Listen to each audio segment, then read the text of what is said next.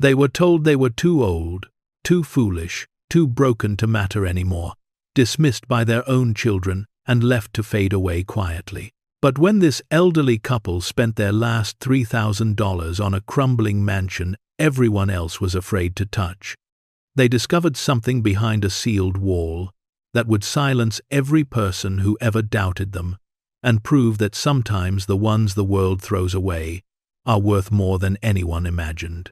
Before we explore this incredible story, make sure to smash subscribe because tomorrow we have an extra special story for you that will blow your mind. The morning light crept through the thin curtains of the small apartment on Maple Street, touching everything with a golden sadness that only early autumn can bring. Martha Hayes, 73 years old, with silver hair, pulled back in a careful bun that she'd perfected over 5 decades of practice, stood at the kitchen counter, measuring coffee grounds with the same precision she'd used since 1968.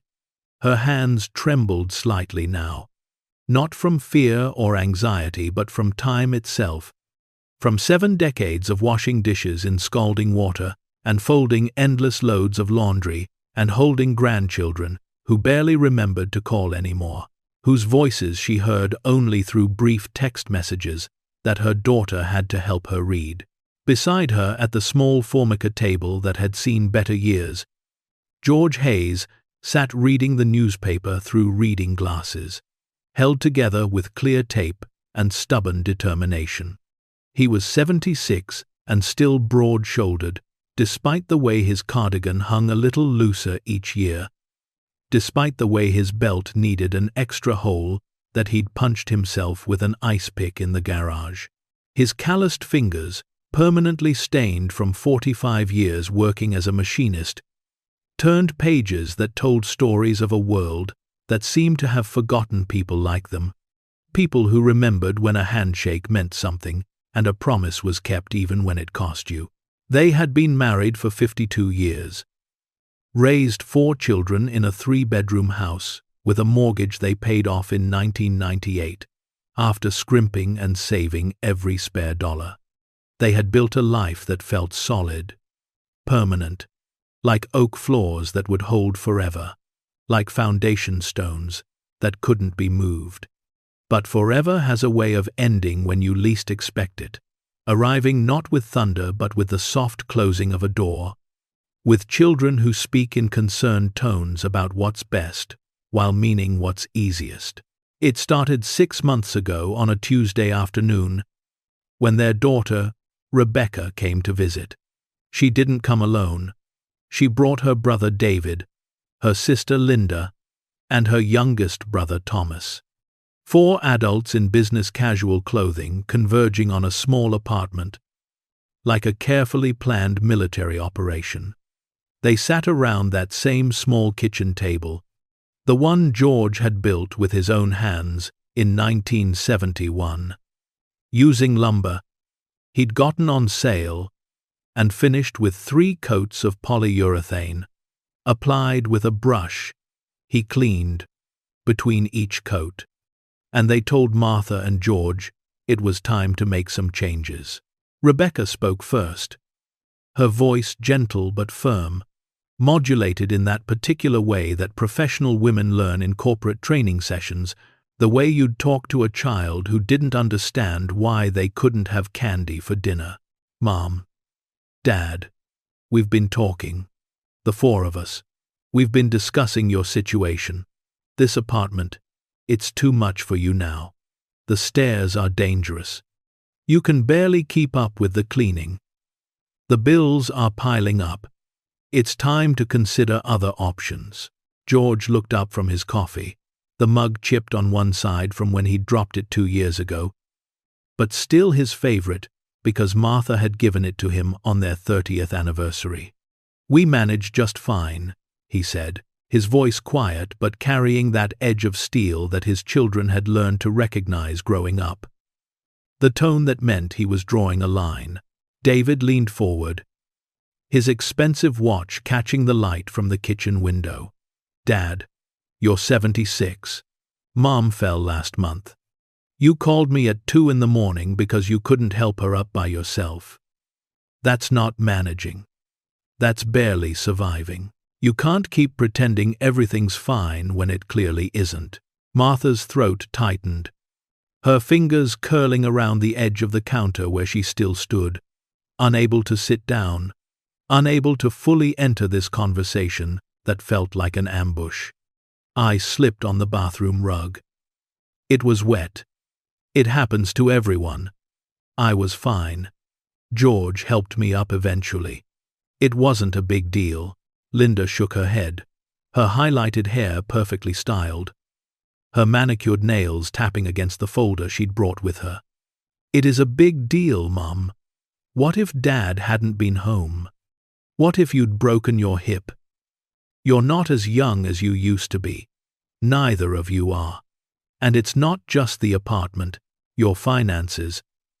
You're spending money on things you don't need. The heating bill last winter was $300. That's outrageous. You need help managing your accounts, making better decisions.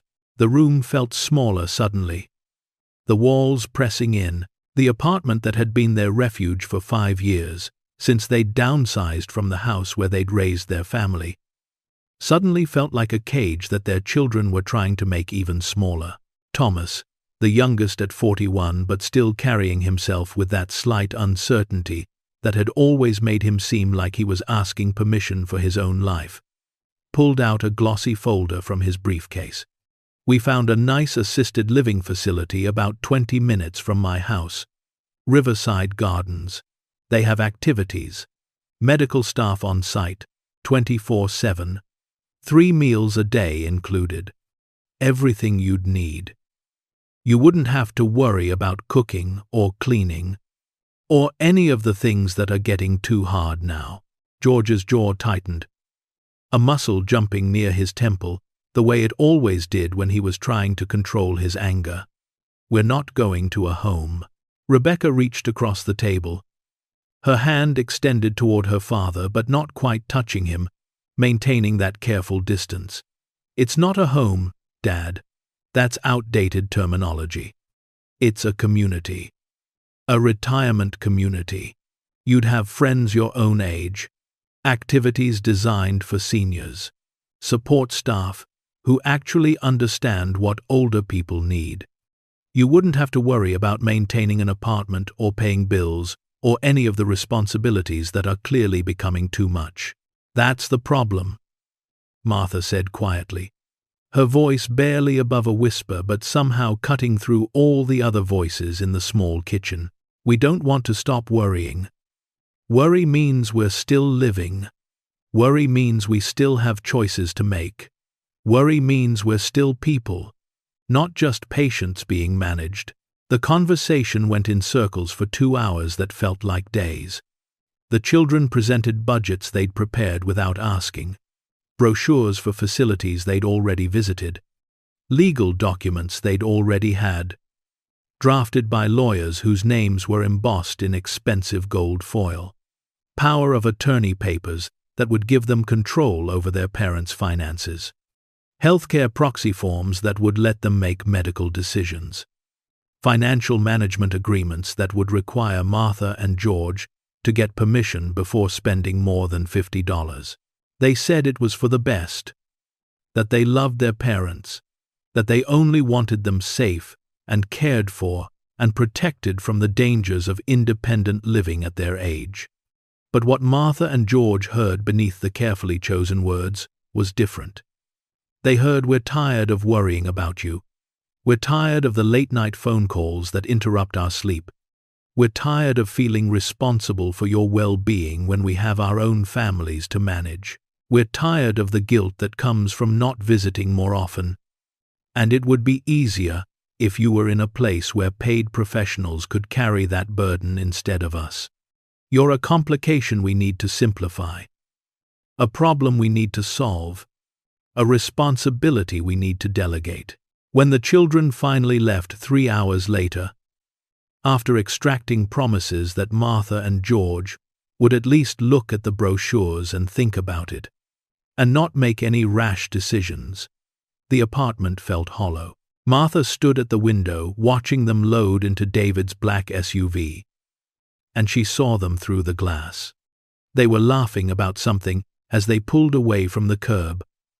All four of them together, in that vehicle that cost more than Martha and George's first house.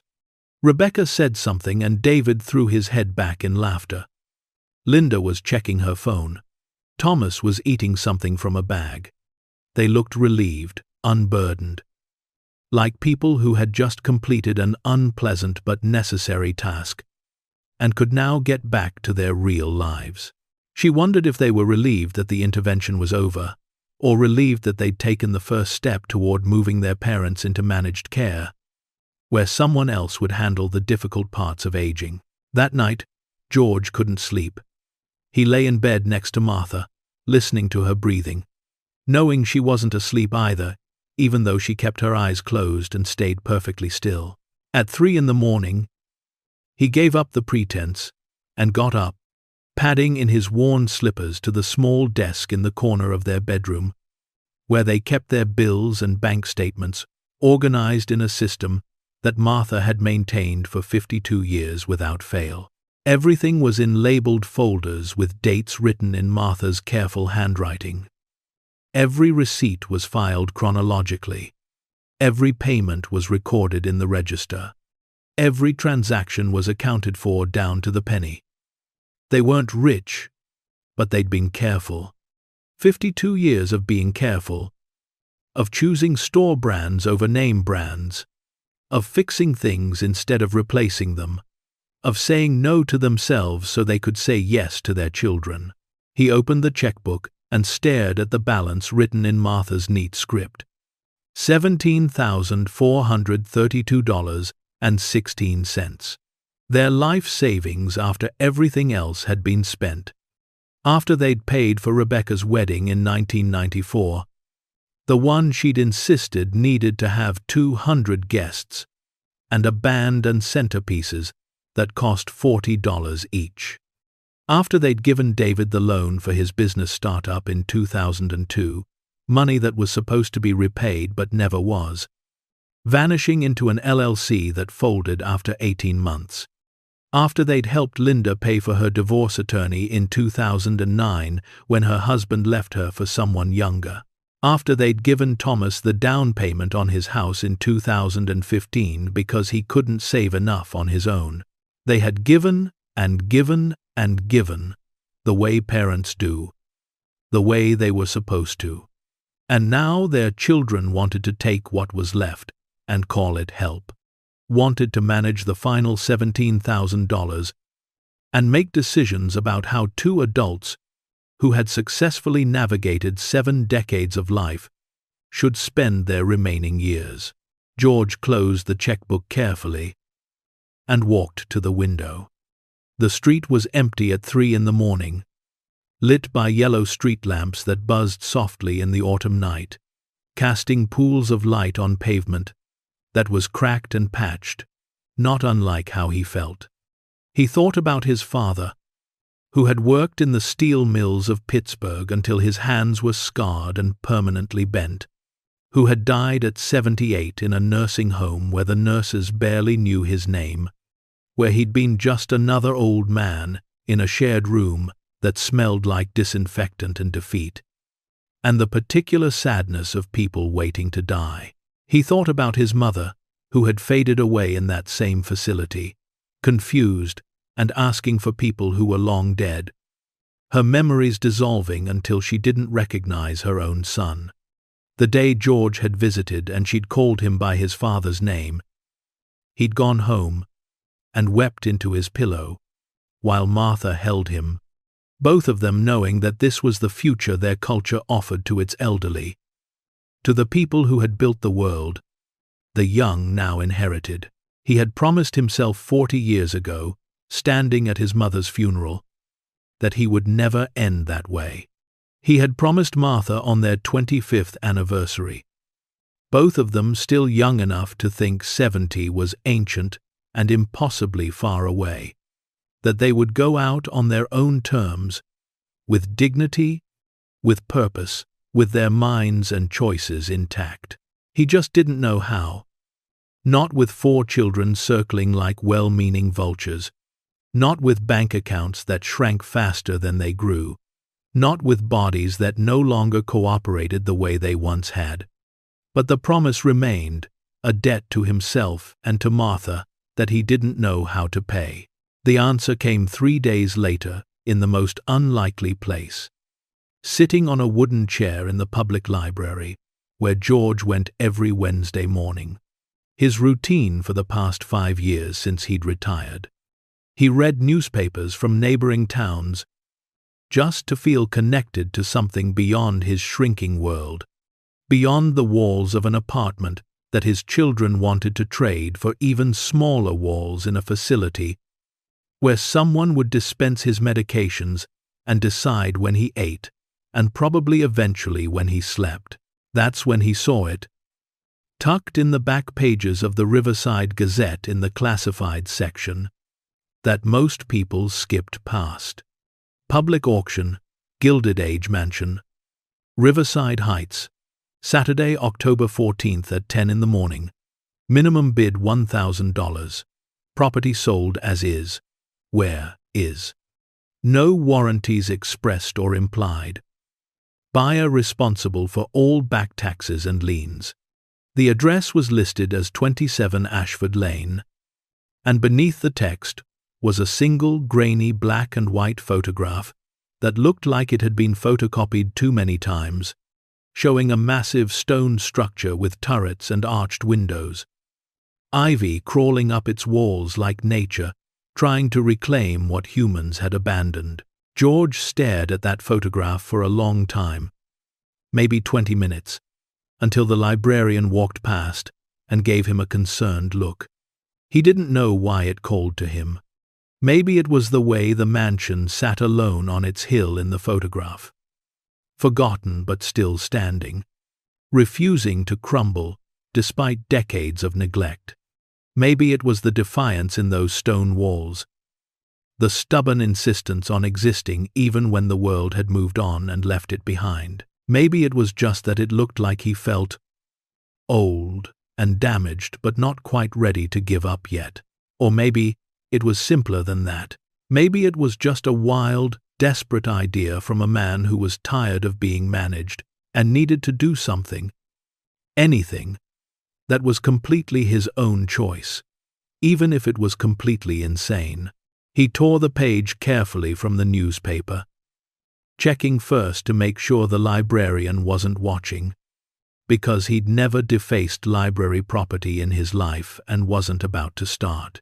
He folded it precisely into quarters and slipped it into the inside pocket of his jacket, the one that still closed with a button, even though the jacket itself was 15 years old and the elbows were worn thin. When he got home, Martha was in the living room folding laundry, towels, and washcloths, and their clothes, everything still sorted by color the way she'd been doing it since 1965. She looked up when he walked in, and something in the way he moved must have been different because she set down the towel she was folding and stood up. "What is it?" she asked, reading him the way she'd learned to do over 52 years of marriage. George pulled out the folded newspaper page and handed it to her without a word. She unfolded it slowly, her reading glasses perched on the end of her nose, and read the entire auction notice twice. Then she looked at the photograph for a long time. Finally, she looked up at him with an expression he couldn't quite read, something between curiosity and concern, and maybe, just maybe, a spark of the same reckless hope he was feeling. "What are you thinking?" she whispered. He sat down on the couch beside her, feeling the familiar sag in the cushions where they'd sat together for 5 years. Watching television, they didn't care about just to have something to do, filling time that felt both too long and too short. "I'm thinking we have $17,000 that our children want us to hand over so they can decide how we live and where we die and when we're allowed to make our own choices." She was quiet for a moment, her fingers tracing the outline of the mansion in the grainy photograph. "And you want to spend it on a mansion we've never seen. A building that's probably falling down. A place that no one else wants." He took her hand, feeling the papery texture of her skin, the prominent veins, the gold wedding band that had worn a groove into her finger over 52 years. "I want to spend it on one more adventure. One more choice that's completely ours. One more chance to prove to ourselves and to our children and to everyone who thinks we're just old people waiting to die that we're not done yet. That we still get to decide. That we still matter." Martha looked back down at the photograph. The mansion stared back at her through decades of neglect and abandonment. And somewhere, in those stone walls and broken windows and ivy-covered turrets, she felt an echo of herself, still standing, still waiting, still worth something, even if no one else could see it anymore. She was quiet for so long that George started to think she would say no, would be the voice of reason, would remind him that they were too old for this kind of risk. Then she spoke, her voice soft but steady. "Okay," she said. "Let's go see it. Let's at least look at it before we decide we're crazy." The drive to Riverside Heights took 2 hours through winding country roads that cut through forests, just beginning to turn gold and crimson with early autumn. George drove their old sedan, a 2007 Honda Accord with 183,000 miles on it, and a passenger side mirror held on with duct tape. He drove carefully, both hands on the wheel at 10 and 2 the way he'd been taught in 1962, while Martha navigated with a paper map spread across her lap. Because neither of them trusted the GPS on phones, they barely understood. They didn't talk much. There was too much weight in what they were considering, too much riding on a gamble that made no practical sense. The children would be furious when they found out. The children would say they'd lost their minds. Maybe they had. But Martha had spent 52 years being practical, being careful, being exactly what everyone expected a good wife and mother to be. And where had it gotten her? To a small apartment where her own children wanted to warehouse her in a facility until she died quietly and conveniently out of the way. They found Ashford Lane just before noon.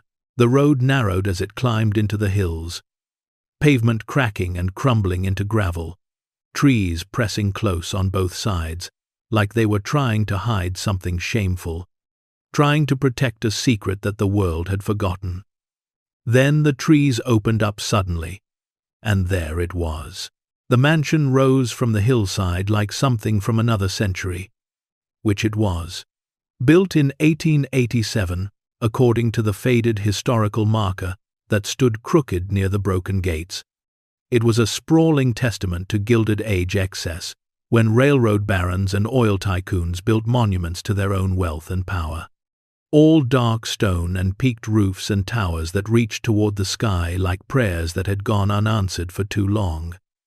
Windows that caught the autumn light like watchful eyes. A grand porte-cochere that must have sheltered carriages and later automobiles carrying people in clothes that cost more than most families earned in a year. But time had not been kind, and nature had reclaimed what had been taken from it. The roof sagged in multiple places, tiles missing or cracked. Many windows were broken, dark empty eyes staring out at nothing. Others were boarded over with plywood that had weathered gray. The grand front steps were cracked, weeds growing through the stones with stubborn determination. The iron fence that once guarded the property leaned drunkenly inward, more suggestion than barrier, held up only by the ivy that wrapped around it. Martha stepped out of the car slowly, her hand on the door for balance, and stared up at the structure. "It's enormous," she breathed, her voice carrying awe and fear in equal measure. George came around to stand beside her. his arm naturally finding its place around her shoulders. "It's falling apart," he said, but there was something in his voice that wasn't disappointment. She smiled faintly, leaning into him the way she had for 52 years. They walked up the long driveway together, their footsteps crunching on gravel and broken stone, the sound seeming too loud in the silent autumn afternoon. A small group had already gathered near the front entrance, maybe 5 or 6 people, and Martha felt her stomach tighten. Competition. There was a young couple in expensive North Face jackets and designer jeans, probably real estate flippers who watched HGTV and thought they could turn anything into profit. An older man in dirty overalls who looked like a contractor, squinting up at the roofline and probably calculating demolition costs versus salvage value. A woman with a clipboard who Martha guessed was the auctioneer, checking her watch with the impatience of someone who had 3 more auctions to get to that afternoon, and standing off to the side, smoking a cigarette and staring at the mansion like it owed him something. A thin man in his 50s with hollow cheeks and restless eyes. The auctioneer checked her watch one more time and cleared her throat, the sound sharp in the quiet. "All right, folks, let's get started. My name is Patricia Winters from County Auctions Incorporated. This property, known locally as the Ashford Estate, is being sold by the county to settle back taxes and liens. The structure was built in 1887 by railroad magnate Charles Ashford. It's been abandoned since 1976, when the last heir died intestate. No utilities connected, no recent inspections, no engineering reports, no guarantees of structural integrity whatsoever. You're buying 43 acres of land and whatever's standing on them. As is. Where is?" She paused, looking around at the small group. "Minimum bid is $1,000. Any takers?" The young couple whispered to each other, heads close together. The woman shook her head firmly. They walked back to their BMW without another word. The contractor took one more long look at the sagging roof and followed them, muttering something about money pits. The thin man with the cigarette flicked it away and left without explanation, climbing into a pickup truck and driving off with more speed than the gravel driveway warranted. Just like that, only Martha and George remained. The auctioneer looked at them with something that might have been sympathy or might have been pity. Martha couldn't tell which. "You sure you want to do this? I'm obligated to tell you this place needs hundreds of thousands of dollars in repairs just to be safely habitable. The roof alone is probably $50,000. The plumbing hasn't been used in almost 50 years. The electrical system is likely shot. This isn't a house. It's a project that would challenge even an experienced developer." George reached into his jacket and pulled out the checkbook, the one they'd maintained together for 52 years. "What's the minimum bid?" $1,000. He wrote the check carefully, his hand steadier than Martha would have expected, filling in the amount both numerically and spelled out, signing his name with the same careful penmanship he'd learned in grade school 70 years ago. The auctioneer took it, examined it like she was surprised it didn't bounce just from looking at it, then handed them a thick manila envelope. "Keys are in here," she said. "Also deed transfer papers, property maps, survey documents, utility contact information, structural reports from 1974 that are probably outdated but better than nothing." She hesitated, and her expression softened slightly. "Look, I don't know your situation, and it's not my business, but this place, it's more than most people can handle. It's more than most contractors want to handle. You're not young folks. No offense, but are you sure about this?"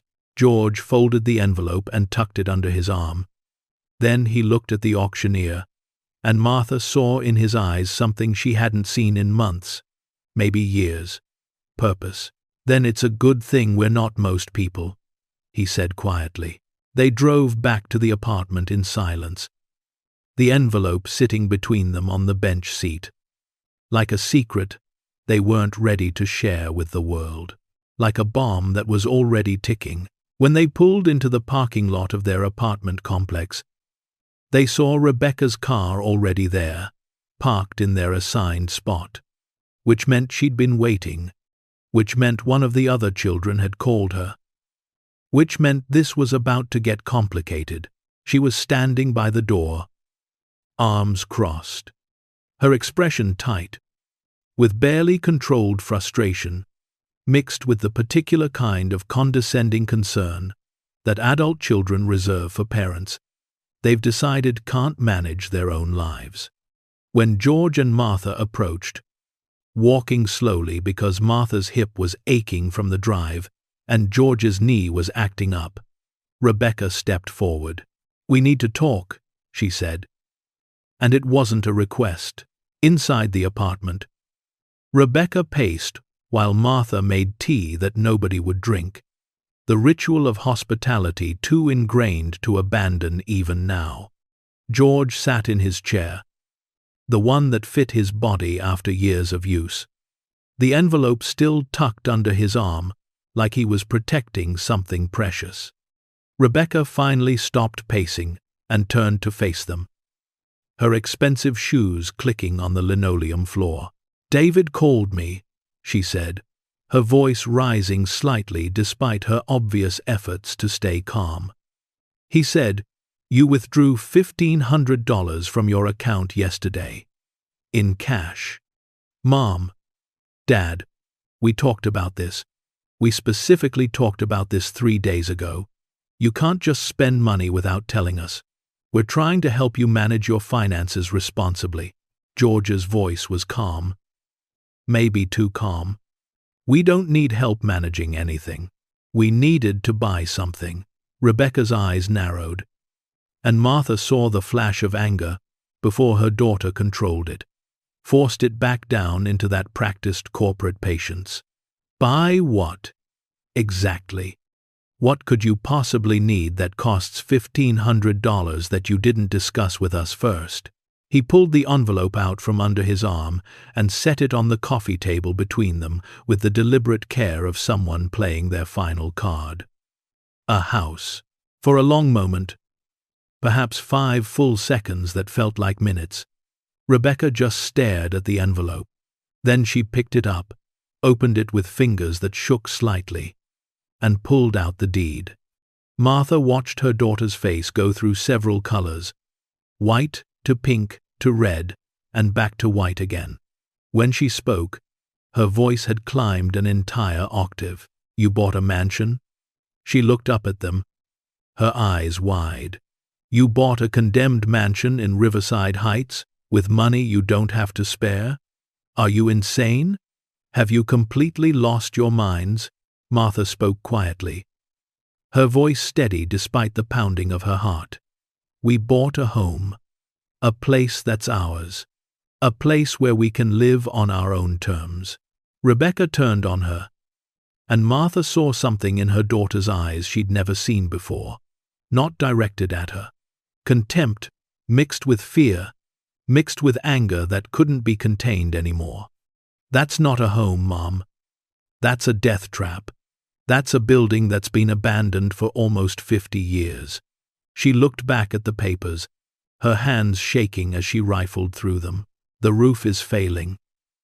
There's no heat, no plumbing, no electricity. What were you thinking? What possible justification could you have for this?" George stood slowly, his joints protesting but his back straight. "Rebecca, we raised you and your brothers and sister. We put all 4 of you through college without you having to take loans. We helped you buy your first house. We've made decisions our entire lives. Good ones. Smart ones. This is a good decision. This is a good decision? Rebecca's voice broke on the last word. This is throwing away your future on a pile of rubble. This is proof that you're not capable of making rational choices anymore. She pulled out her phone. I'm calling David and Linda and Thomas. We're not going to let you do this. We'll stop the sale. We'll get a lawyer. We'll prove you're not competent to manage your own affairs. Martha's voice was soft but carried steel that surprised even her. You're not going to let us? We're your parents, Rebecca. We're adults who have lived 73 and 76 years successfully. You don't get to let us do anything. We get to make our own choices.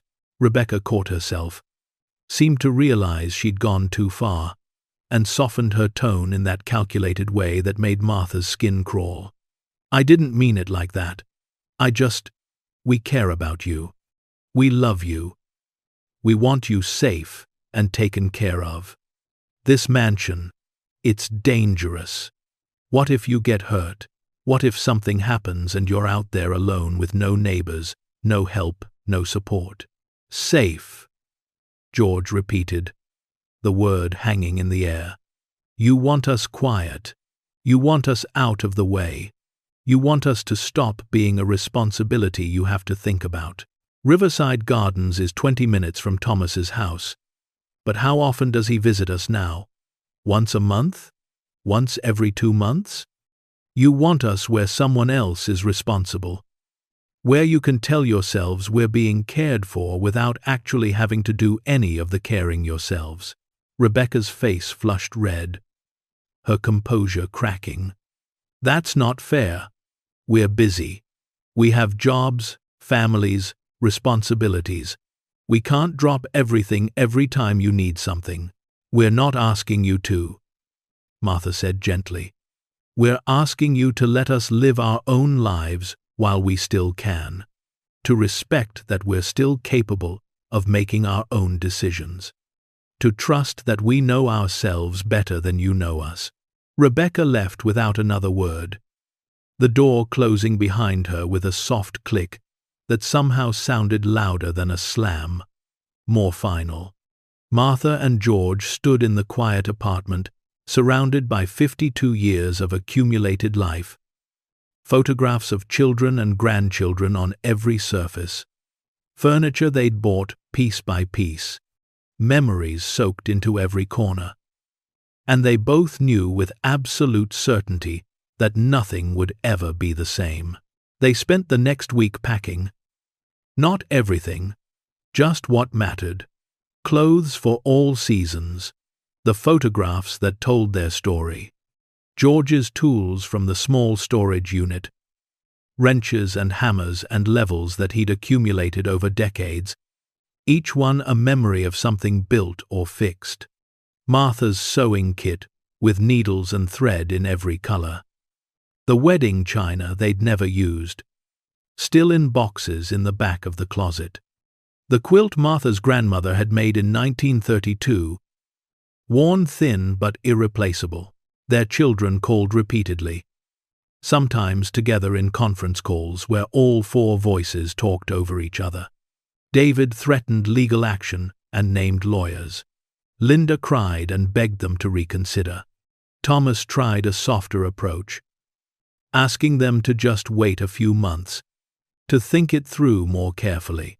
Rebecca showed up twice more, once with brochures for different facilities, once with a doctor she'd convinced to do a house call to assess their mental state. The doctor, a kind woman in her 40s, sat with Martha and George for an hour. She asked questions, ran simple cognitive tests, checked their blood pressure and heart rates. At the end, she looked at Rebecca and shook her head. Your parents are completely competent. They're making an unconventional choice, certainly, but they understand the risks and consequences. I can't, and won't, declare them unfit to make their own decisions. But Martha and George had already decided anyway. They had spent their whole lives being reasonable, being careful, being exactly what parents were supposed to be, self-sacrificing and supportive, and always putting their children first. Now it was time to be brave, even if brave meant being called foolish. Now it was time to choose themselves, even if it meant their children thought they'd lost their minds. Moving day arrived cold and grey. Clouds, hanging low, and threatening rain. They rented a small truck from the U-Haul place on Highway 9. Just a 10-footer that cost $49.95 for the day.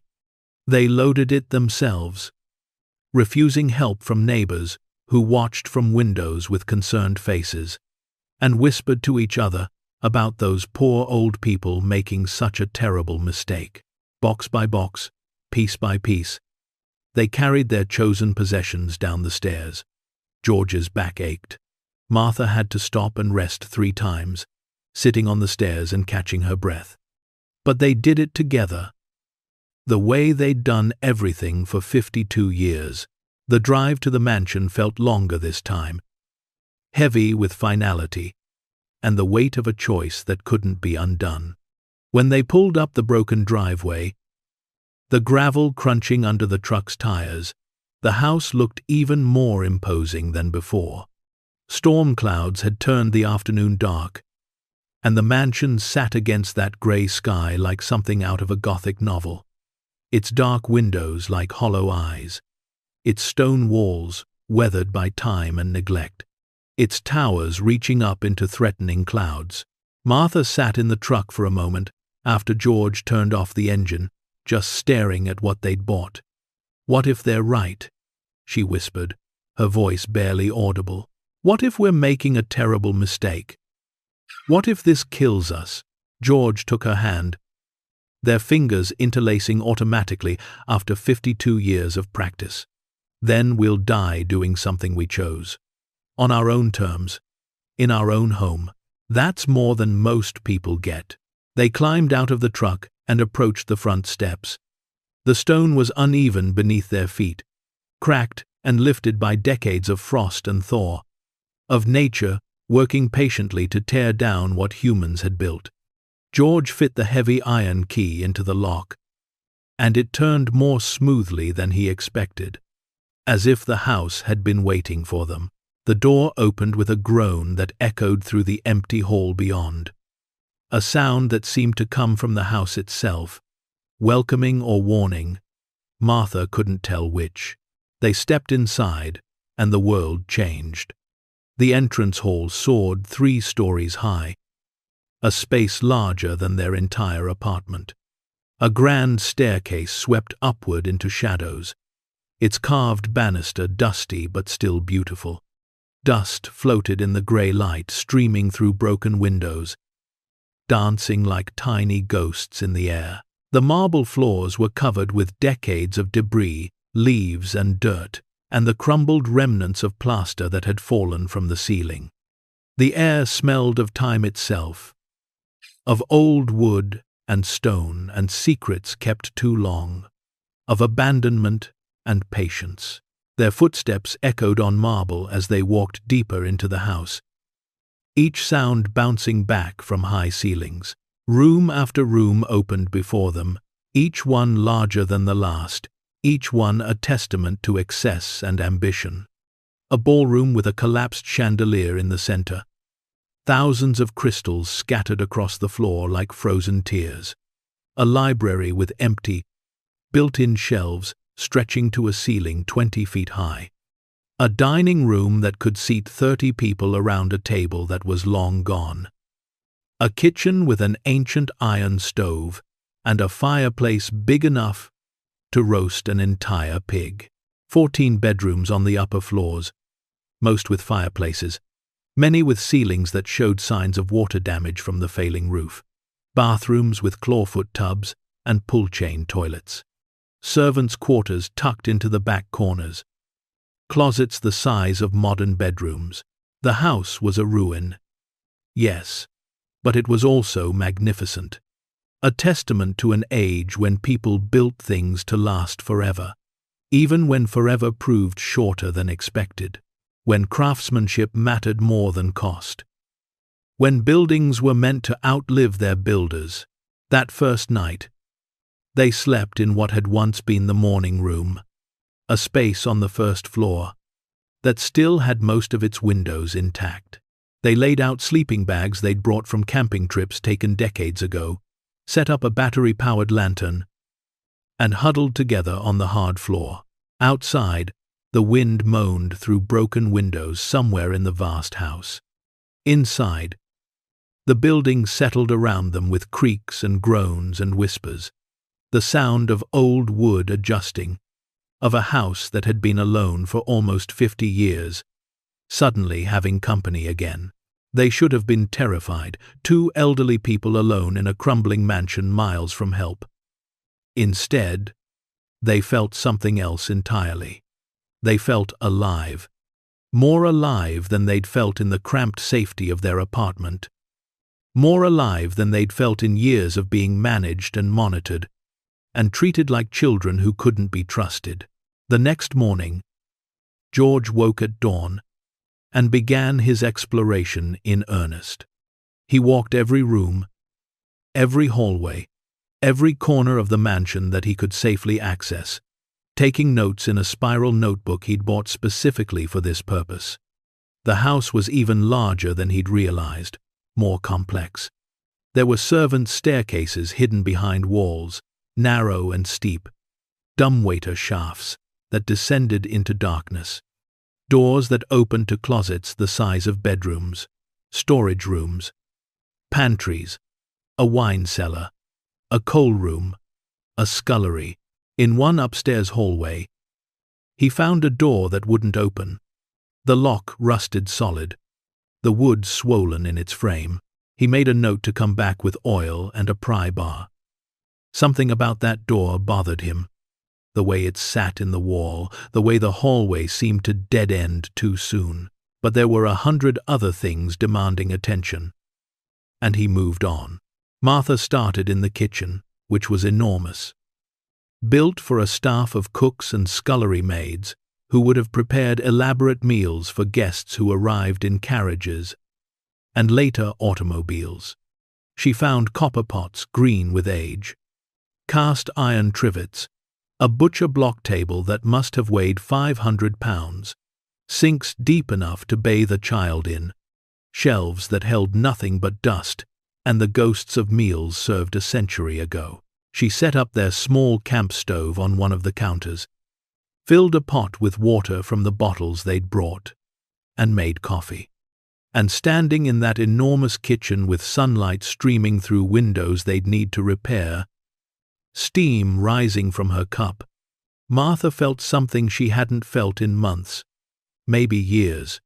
She felt useful. She felt needed. She felt like she had purpose beyond just existing, beyond just waiting to be too much trouble. By noon, they had made a plan. The kind of plan that would have seemed insane to their children. That was insane even to them if they were being honest. They would focus on making 3 rooms livable first. The morning room where they'd slept, turning it into their bedroom. The kitchen, getting at least basic functionality. And 1 bathroom on the main floor, something with running water and a working toilet. Get those spaces functional, then expand outward. It would take time. It would take money they barely had. It would take work that their bodies might not be able to handle. But they had something more valuable than money or strength or youth. They had each other. They had determination. And they had all the time in the world because no one was going to put them in a home now. No one was going to make them give up this place they'd chosen. This last great adventure. This final act of defiance against a world that wanted them to fade quietly away. The days fell into a rhythm. George worked on repairs, starting with the broken windows in their bedroom, measuring and cutting salvaged glass from other parts of the house, carefully fitting each pane and sealing it with putty mixed by hand. Martha cleaned, sweeping decades of dust and leaves and mouse droppings, scrubbing floors on her hands and knees until her back screamed and her fingers bled from the harsh soap she used. They ate simple meals from cans heated on the camp stove. They fell into exhausted sleep each night, their muscles aching in ways they hadn't ached in years, but also feeling used, feeling purposeful. They didn't talk about their children, who hadn't called since moving day. They didn't talk about the impossibility of what they were attempting. They just worked, day after day, two old people in a falling-down mansion, refusing to quit. And then, 3 weeks in, they had their first visitor. A truck pulled up the driveway one Thursday morning, tires crunching on gravel that George had spent 2 days raking smooth. Martha heard it first from inside the kitchen, where she was scrubbing century-old grime from the massive cast-iron stove. Her shoulders aching from the repetitive motion, she straightened slowly, one hand pressed to her lower back, and peered through the window she'd cleaned just yesterday, the glass finally clear enough to see through after being opaque with dirt for decades. An elderly black man in work clothes climbed out of a faded blue pickup that looked older than some of the trees surrounding the property. He stood for a moment, looking up at the mansion, his weathered face thoughtful, then walked toward the front door with the slow, deliberate gait of someone whose body had earned every year. Martha met him at the door, wiping her hands on the apron she'd found in a drawer, yellowed with age, but still serviceable. He removed his hat, revealing white hair cut close to his skull. "My name's Earl Watson," he said, his voice deep and warm like summer thunder rolling in from far away. "I live about 2 miles down the road, other side of the hill. Heard someone had finally bought the Ashford place. Figured I'd come see if the rumors were true." George appeared from upstairs, dust in his hair and cobwebs clinging to his shirt. Earl looked between them, taking in their ages, their worn clothes, the exhaustion evident in the way they held themselves. Then he smiled, and it crinkled his whole face. "You're doing good work," he said simply. "Could use some help, though, if you don't mind an old man poking around." Earl was 82. They learned, over coffee made on their camp stove, while sitting on folding chairs in what would someday be a proper kitchen. He'd been a carpenter for 60 years, worked on restorations all over the state before his wife passed 5 years ago, and he'd retired to a small house with a workshop that stayed mostly empty now. He looked around at what Martha and George had accomplished in 3 weeks, and nodded slowly. "You've got good instincts," he told them. "Fixing windows before winter. Smart. Getting water flowing to the kitchen. Necessary. But that plaster work in the morning room," he shook his head gently, "that's not going to hold. Wrong kind of mixture. Too much water. It'll crack by spring." George's face fell slightly. "I followed the instructions from a book I got at the library." Earl chuckled. "Books are fine, but books don't tell you about the humidity in old stone buildings or how plaster behaves different depending on what's behind it." He stood up, joints creaking audibly. "Let me show you. Bring your bucket." From that day on, Earl came 3 times a week, sometimes 4. He taught George how to properly mix plaster, the exact ratio of lime to sand to water, how to test the consistency by feel. He showed Martha which floorboards could be saved with sanding and which needed replacing entirely, how to spot dry rot versus surface damage. He brought tools from his workshop, things George didn't have, levels and planes and clamps that had been used for decades and still worked perfectly. He never asked for payment. When they tried to insist, pressing $20 bills into his hands, he just smiled and gave the money back. "I've got nothing but time, and a workshop full of tools gathering dust. Beats watching television and waiting to die. Besides, he added, looking up at the mansion's facade with something like reverence, this place deserves to stand. It's got stories to tell, built by people who knew how to build things that last. With Earl's help, progress accelerated. By the end of October, they had 3 rooms fully functional. The morning room was now their bedroom.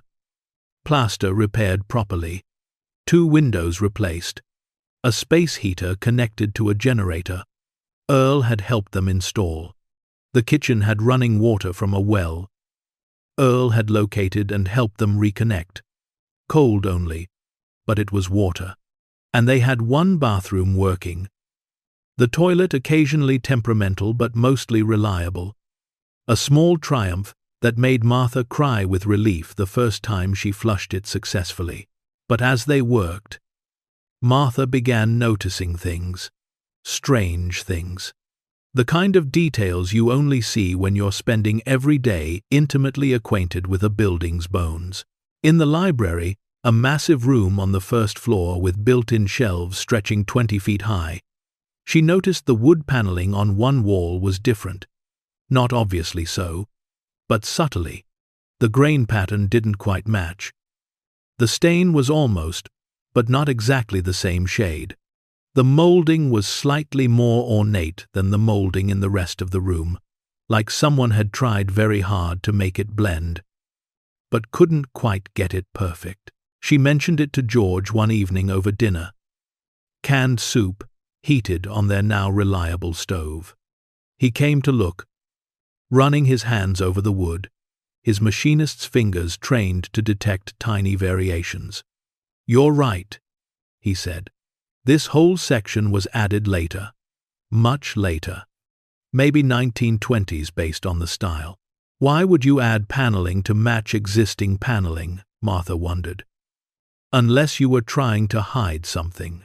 Earl heard about it when he came the next day and went to examine the wall himself. He tapped it in several places, listening to the sound. "Hollow," he said. "There's space behind here. Could be a lot of space based on how it echoes."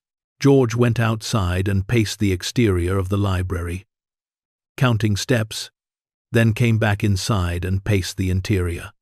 He pulled out his notebook and did some quick calculations. "There's at least 10 feet missing," he said, his voice tight with excitement. "The outside wall is 10 feet further out than this paneling. There's a whole section of room that's been sealed off." They spent hours examining that wall, looking for any kind of opening, any indication of how to access whatever was behind it. They found nothing.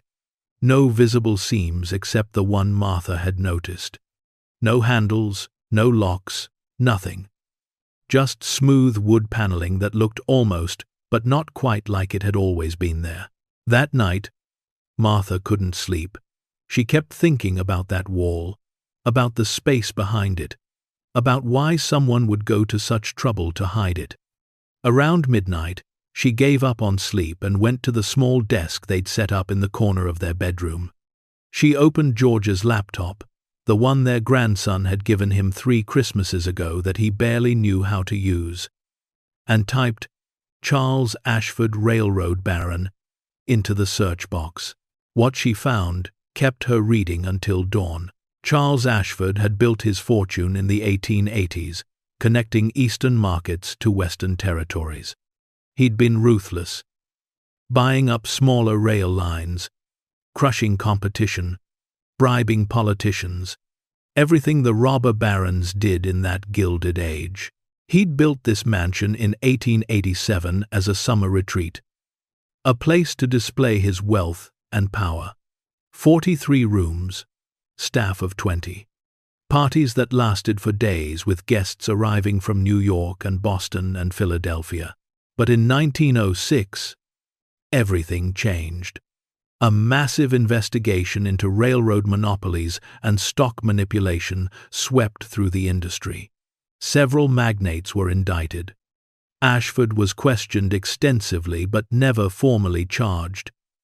Protected by lawyers, and carefully destroyed evidence and convenient deaths of potential witnesses. But his reputation was ruined. His fortune, built on schemes that even in that age of corruption were considered excessive, began to crumble. He died in 1904, before the worst of the scandal broke. His son inherited the estate and tried to maintain it, but by 1920, the money was running out. The son died in 1938. The grandson held on until 1976, living alone in the vast mansion with no staff, no maintenance, just slowly declining, until he died of a heart attack, and was found 3 days later by a mailman who noticed the smell.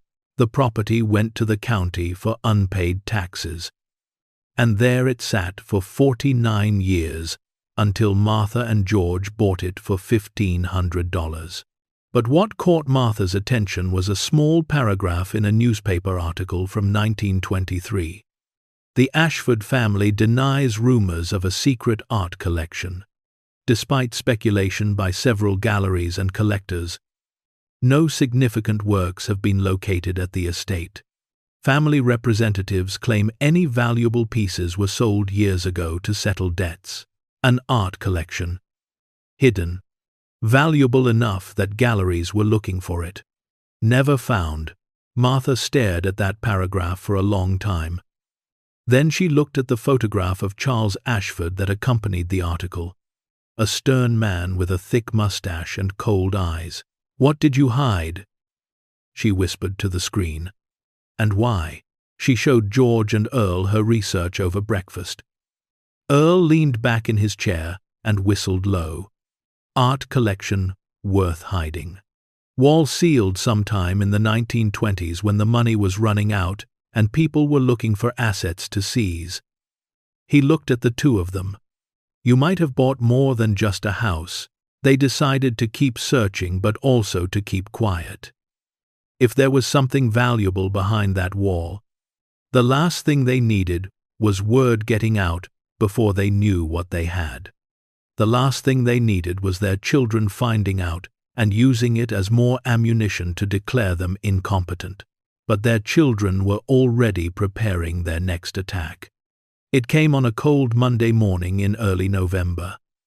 Martha was in the library, continuing her examination of the suspicious wall, when she heard cars coming up the driveway. Multiple cars. She looked out the window and felt her stomach drop. David's Mercedes, Rebecca's Lexus, Linda's SUV, and a fourth car she didn't recognize. A black sedan with tinted windows. "George," she called, her voice tight. "They're here." The children entered without knocking, treating the mansion like it was already theirs to access. They brought with them a lawyer, a sharp-eyed woman in an expensive suit who introduced herself as Patricia Carmichael from Carmichael and Associates. She carried a leather briefcase that probably cost more than Martha's wedding dress had. "We need to discuss your living situation," Rebecca said without preamble, her voice carrying that particular tone of forced patience that Martha had come to dread. "You've been here 6 weeks. We've given you time to realize this was a mistake. Now, it's time to be practical." David stepped forward, pulling papers from his own briefcase. "We've filed a petition with the county court, requesting conservatorship based on financial incompetence and unsafe living conditions. We have documentation of your reckless spending, your isolation in an unfit dwelling, your refusal to accept reasonable assistance." The lawyer, Patricia, spoke in a clipped professional voice. "Mr. and Mrs. Hayes, your children are concerned about your welfare. This property is not suitable for persons of your age and physical condition. The court will likely agree that you require protective oversight." George stood very still, his hands clenched at his sides. "Get out of our house." Linda tried a softer approach, tears already forming in her eyes. "Mommy, Daddy, please, we're so worried about you. This place is falling apart. You're killing yourselves trying to fix it. Why can't you just come stay with one of us while we sort this out? Because you don't want us to stay with you, Martha said quietly. You want us in a facility where we're someone else's responsibility, where you can visit twice a year and tell yourselves you're good children. Thomas, who had been silent, finally spoke. The petition goes before Judge Morrison next Wednesday. We have medical experts prepared to testify about the risks you're taking. We have photographs of the property's condition. We have financial records showing irresponsible spending. Mom, Dad, you're going to lose. The court is going to appoint us conservators. You'll lose control of your finances and this property, unless, Patricia, the lawyer, interjected smoothly, you agree to voluntary supervised management. Sign over power of attorney. Allow your children to sell this property and relocate to appropriate housing. The court would look favorably on a family resolution. Never, George said, the word dropping like a stone in the quiet library. Then we'll see you in court, David said. And they left, the door closing with finality.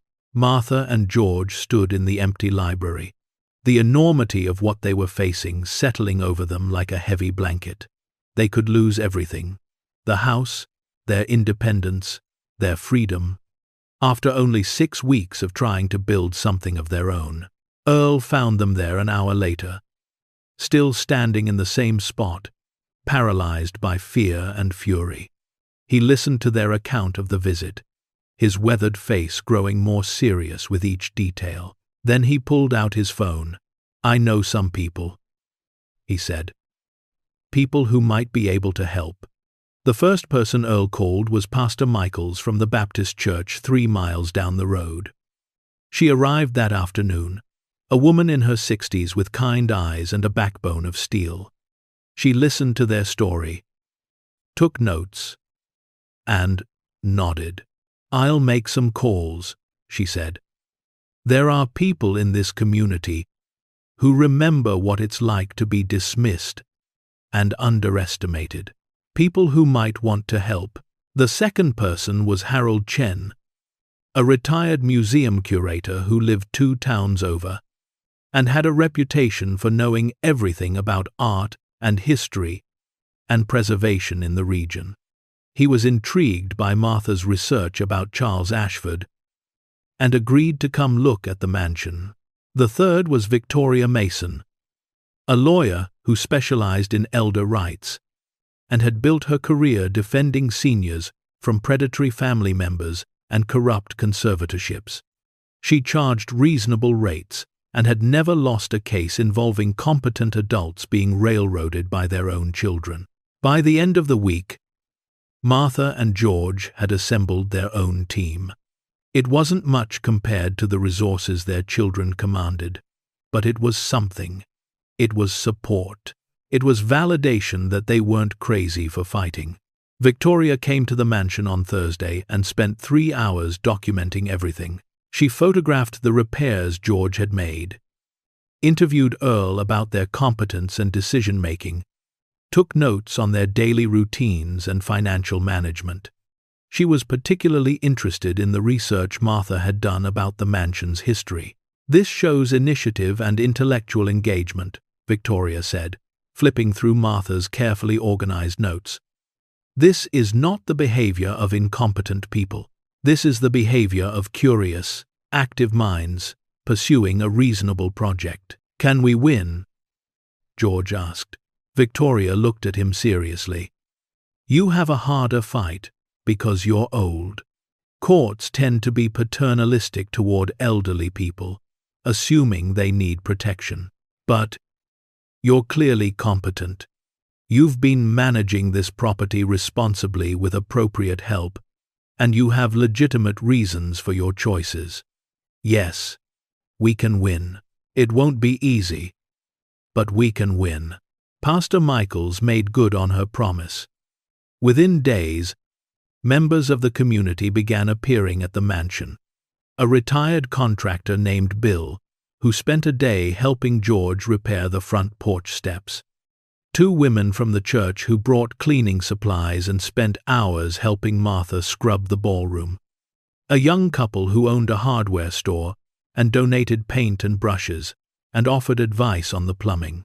Word spread through the small community, carried on the wind of church bulletins and coffee shop conversations, and the particular way that news travels in rural places, where everyone knows everyone. The elderly couple fixing up the Ashford place. Their own children trying to take it away. The underdog story that people love, especially people who've spent their own lives being underestimated. Harold Chen, the retired curator, came on a Saturday morning and spent hours examining the mansion. He was particularly fascinated by the library wall that had captured Martha's attention. He ran his hands over the wood paneling, tapped it in several places, pulled out a small flashlight, and examined the seams. "This is definitely a later addition," he confirmed. 1920s, maybe early 30s based on the wood type and joinery methods. Someone went to considerable expense to seal this space. The craftsmanship is excellent, which means they wanted it to last, but also to be undetectable. "Why?" Martha asked. Harold smiled. "That's the interesting question, isn't it?" In the 1920s, during Prohibition, some wealthy families built hidden rooms for storing illegal alcohol. But this doesn't have the markers of a liquor cache. The location is wrong, the size is wrong. He paused. Charles Ashford was known to be an art collector. Contemporary accounts mention a significant collection of American paintings. But no inventory was ever found after his death. "You think it's behind this wall," George said. Harold shrugged. "I think something is behind this wall, something someone thought was worth hiding very carefully." They decided to wait until after the court hearing. If they won, if they kept control of the property, then they could explore further. If they lost, well, it wouldn't matter what was behind the wall, because they wouldn't be there to find out. The days leading up to the hearing were tense. Martha barely slept, lying awake at night, listening to the house settle around them, wondering if these would be their last nights in this place they'd already come to love. George threw himself into work, repairing things with an almost desperate energy, as if making the house more livable would somehow prove they deserved to stay. Their children called repeatedly, each conversation following the same pattern, offers to help that were really demands for surrender, threats of what the court would do, pleas wrapped in manipulation about how they were only thinking of their parents' welfare. Rebecca showed up unannounced one evening with a photographer.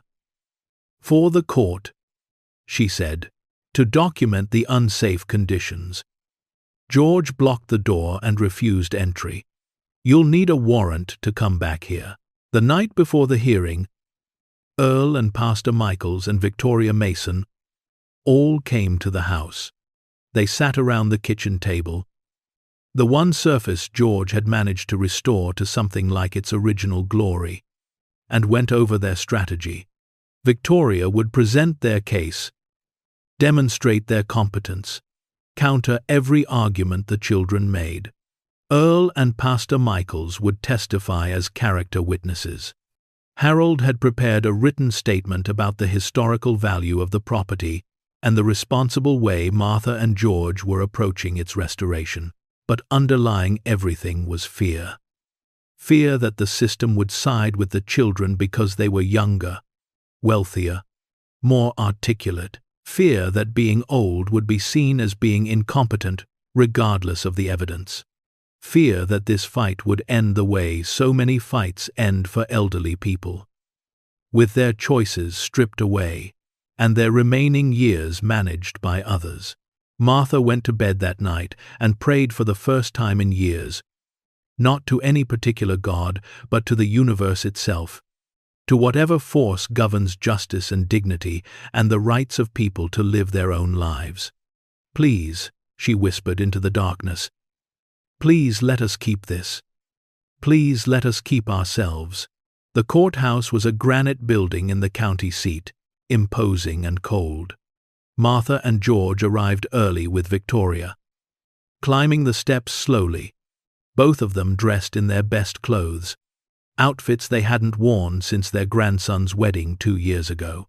They looked like what they were: elderly people trying very hard to appear competent and capable, and not at all like the confused, declining individuals their children would paint them as. The courtroom was smaller than Martha expected, wood-paneled and formal. Their children were already there with their lawyer, Patricia. All 4 of them in expensive suits, looking prosperous and concerned and reasonable, looking like responsible adults, trying to protect their declining parents. Martha felt a spike of rage, so pure it almost took her breath away. Judge Morrison entered. A woman in her 60s with steel-gray hair and sharp eyes behind reading glasses. "Everyone rise," the bailiff intoned. And they did, the scraping of chairs loud in the quiet room. The hearing began. Patricia Carmichael laid out the children's case with professional precision.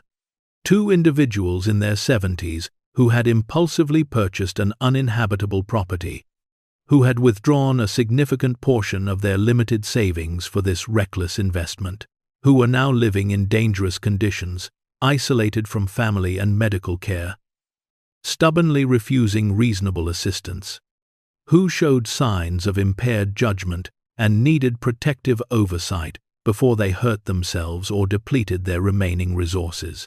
She called David to testify.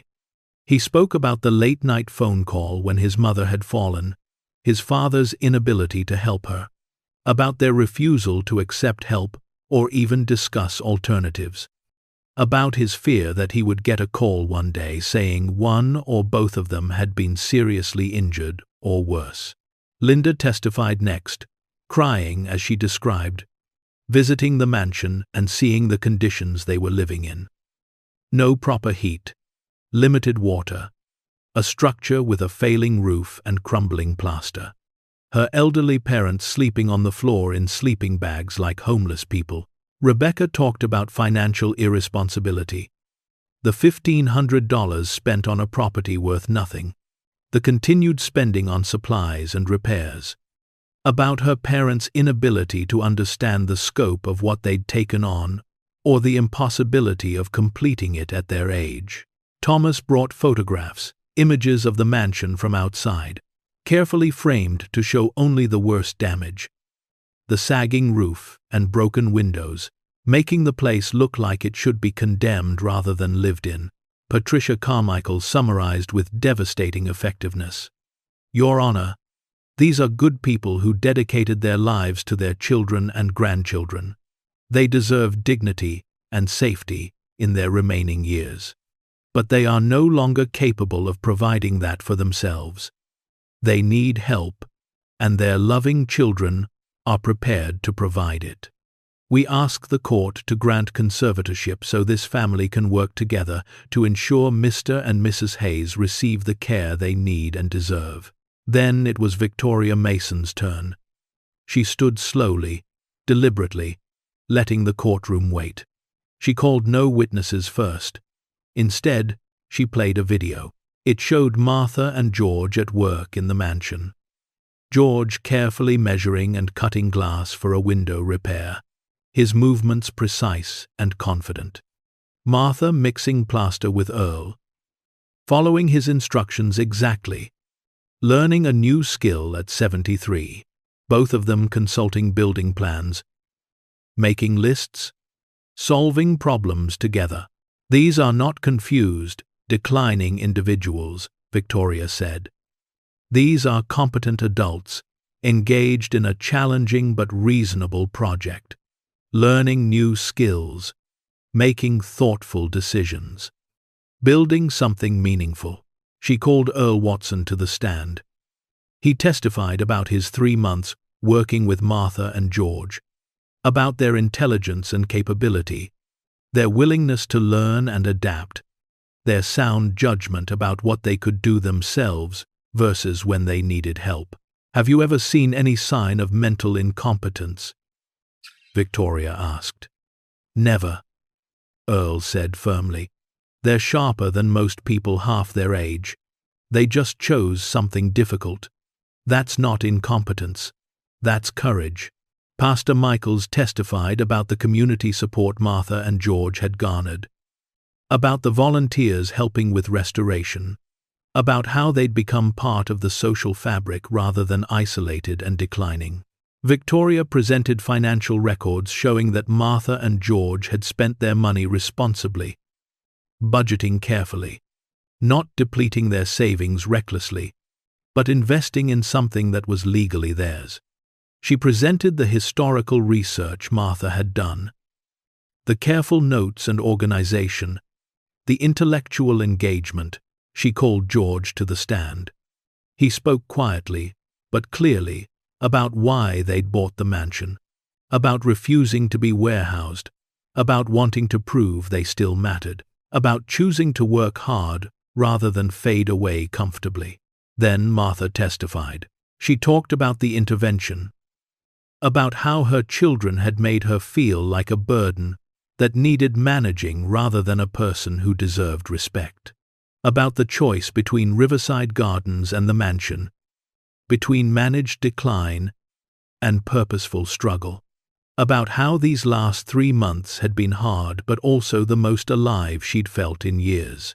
Your Honor, Victoria said in her closing argument, this case isn't about safety or finances. It's about control. These children want to make choices for their parents because those choices would be easier for the children. They want their parents in a facility not because it's what's best for Martha and George, but because it's what's most convenient for David and Rebecca and Linda and Thomas. She paused. But convenience is not grounds for conservatorship. Martha and George Hayes are competent adults making unconventional but reasonable choices about their own lives. They have that right. The court should not take it away. Judge Morrison called a recess. For 90 minutes, Martha and George sat in the hallway with Victoria, waiting. Earl brought them coffee. Pastor Michaels sat with them, holding Martha's hand. When they were called back in, Judge Morrison looked at both families for a long moment before speaking. I've reviewed all the testimony and evidence. This court finds that Martha and George Hayes are mentally competent to manage their own affairs. The petition for conservatorship is denied. The courtroom erupted. David stood up shouting. Rebecca started crying. Linda looked stunned. Thomas just put his head in his hands. However, Judge Morrison continued, her voice cutting through the noise. I am ordering a follow-up evaluation in 6 months. This court will verify that the living conditions at the property have improved to a safe standard and that Mr. and Mrs. Hayes continue to demonstrate sound judgment. If there is evidence of decline or unsafe conditions at that time, this matter will be reconsidered. She looked directly at Martha and George. You have won the right to make your own choices. Use that right wisely. Take care of yourselves and your property. Prove that the trust this court is placing in you is justified. Outside the courthouse, their children confronted them one final time. This isn't over, David said, his face red with anger and humiliation.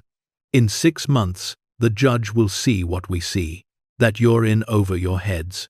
Maybe, George replied. Or maybe you'll see what we see, that we're still capable of more than you give us credit for. The drive back to the mansion felt different, lighter. They had won, not permanently but significantly. They had 6 months to prove themselves, 6 months to show that old age didn't mean incompetence, 6 months to turn a crumbling mansion into something livable, 6 months to discover what was hidden behind that library wall. That night, They celebrated with Earl and Pastor Michaels and Victoria Mason and a dozen other people from the community who had supported them. They ate pizza that Bill the contractor had brought. Sitting on folding chairs in the grand ballroom, with its mostly swept floor and partially repaired ceiling. It wasn't fancy. The house was still more ruin than residence. But it was theirs. And for the first time in months, maybe years, Martha and George felt truly free. What happens next will turn this night upside down, reveal a truth nobody expected, and remind us why sometimes the quietest voices carry the most power. Stay tuned to see what happens next. If you're enjoying the story, please like, share, and subscribe for more. After the celebration ended, and everyone had gone home, Martha and George stood together in the library, staring at the wall that had captivated their attention for weeks. The house was quiet except for the wind outside and the settling sounds they'd learned to recognize as normal. "Tomorrow," George said, "we figure out how to open that wall." Martha nodded. "Tomorrow, we find out what Charles Ashford thought was worth hiding for 100 years. They didn't know yet that behind that wall was something that would change not just their lives but their entire understanding of what they'd bought, what they'd fought for, and what they were worth. They didn't know that the real story was just beginning, that the mansion held secrets valuable beyond anything they could imagine. But they knew they had 6 months. 6 months to prove themselves, 6 months to restore a mansion, 6 months to show the world and their children and themselves that they were still capable of extraordinary things. And somewhere behind that sealed wall, buried in darkness for nearly a century, $230 million worth of history waited to be discovered, waited for the right people to find it, waited for Martha and George Hayes. The morning after their court victory, Martha woke before dawn, her body so accustomed to early rising after 73 years that sleeping late felt impossible, even when exhaustion made her bones ache. George was already up, sitting at the small table they'd set up in the morning room, surrounded by papers and sketches he'd been making of the library wall. His reading glasses sat crooked on his nose, and he had that particular expression of intense concentration she'd learned to recognize over 52 years, the look that meant he was solving a problem piece by piece in his mind. "I think I know how to open it," he said without looking up. "Or, at least where to start looking." Martha poured coffee from the pot George had already brewed, the smell filling their bedroom with warmth and normalcy. "Tell me." He pushed his sketches toward her. "The paneling. It's all decorative molding and carved details. But there's one section, right here, where the carving is different. It's the same pattern but reversed, like looking in a mirror. That's not a mistake. Craftsmen don't make that kind of mistake. Not on expensive work like this. It's deliberate. It's a marker." Martha studied the sketch, then thought back to all the times she'd run her fingers over that wall. He was right. There was one rosette carved into the molding that spiraled the opposite direction from all the others. She'd noticed it weeks ago but thought it was just a quirk, a moment when the carver's attention had wandered. "You think it's a release mechanism?" she said. "Only one way to find out." They went to the library still in their pajamas, unable to wait even long enough to dress properly. The house was cold in the early November morning, their breath visible in the air, frost coating the windows they hadn't yet replaced. But neither of them noticed the temperature. They were too focused on that wall, on the possibility of what lay behind it, on the answer to questions that had consumed them for weeks. George approached the reversed rosette carefully, as if sudden movement might somehow seal the wall forever. He pressed it gently. Nothing happened. He tried twisting it. Still nothing. Then he pushed it inward while twisting, and they both heard a soft click that seemed to echo through the entire house, through their entire bodies. For a moment, nothing else happened. Then, with a sound like a long-held breath finally being released, a section of the paneling shifted. Not much, just an inch, but enough to create a seam where before there had been seamless wood. Enough to show that behind the beautiful paneling was darkness, space, possibility.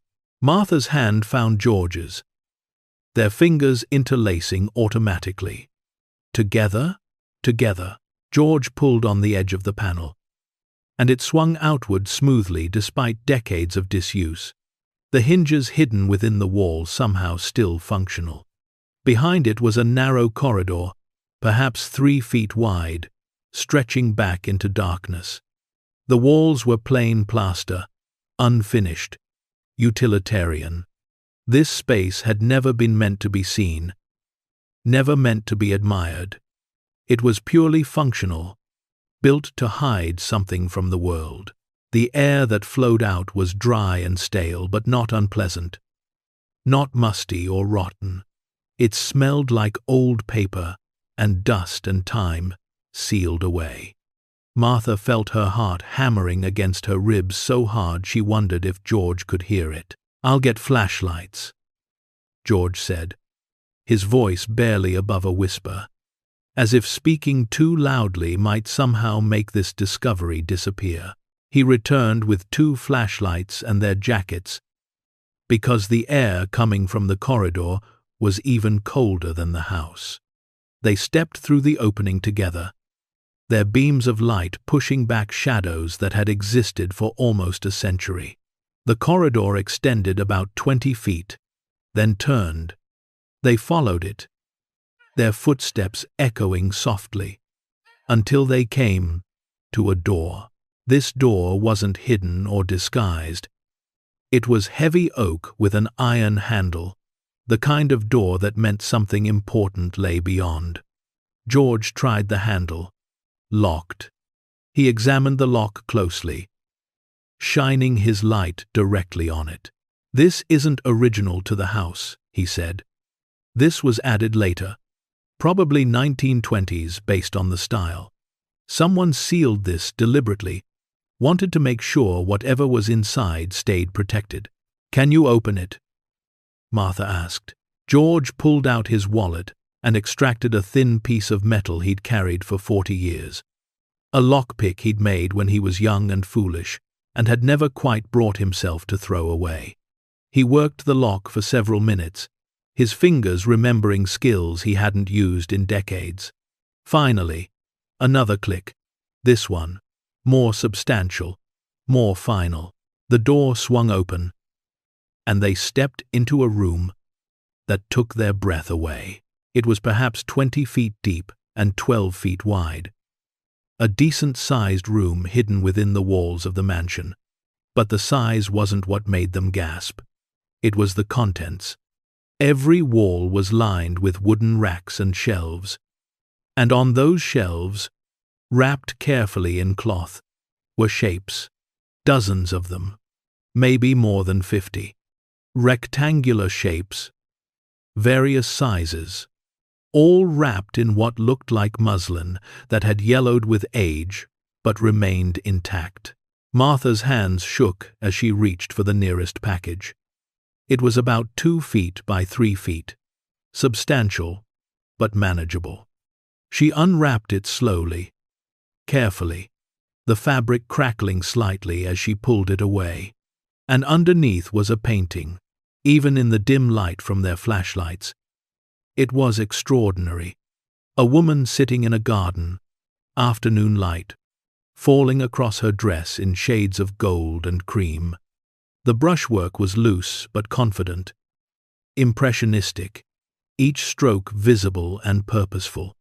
In the bottom right corner, barely visible, was a signature that made Martha's breath catch. Mary Cassatt, 1889. George leaned closer, his flashlight illuminating the painting more fully. "Is that real?" Martha didn't answer. She was already reaching for another package, larger this time. She unwrapped it to reveal a seascape, dramatic and moody, waves crashing against rocks under a turbulent sky. The signature read Winslow Homer, 1891. "Oh my God," George whispered. They moved through the room like people in a dream, unwrapping painting after painting, each one more remarkable than the last. American masters from the Gilded Age. Names Martha recognized from the art history books she'd pored over in libraries when she was young, before children and bills and survival had consumed all her time and energy. John Singer Sargent. A portrait of a young woman in white, luminous and alive. James McNeill Whistler. A nocturne in shades of blue and grey that seemed to glow with inner light. Albert Pinkham Ryder. A moonlit landscape that was almost abstract in its simplicity. Child Hassam. William Merritt Chase. Thomas Eakins. Name after name that belonged in museums, in textbooks, in the conversations of people far more educated and wealthy than two elderly people from a small apartment who'd spent their savings on a crumbling mansion. Martha's legs wouldn't hold her anymore.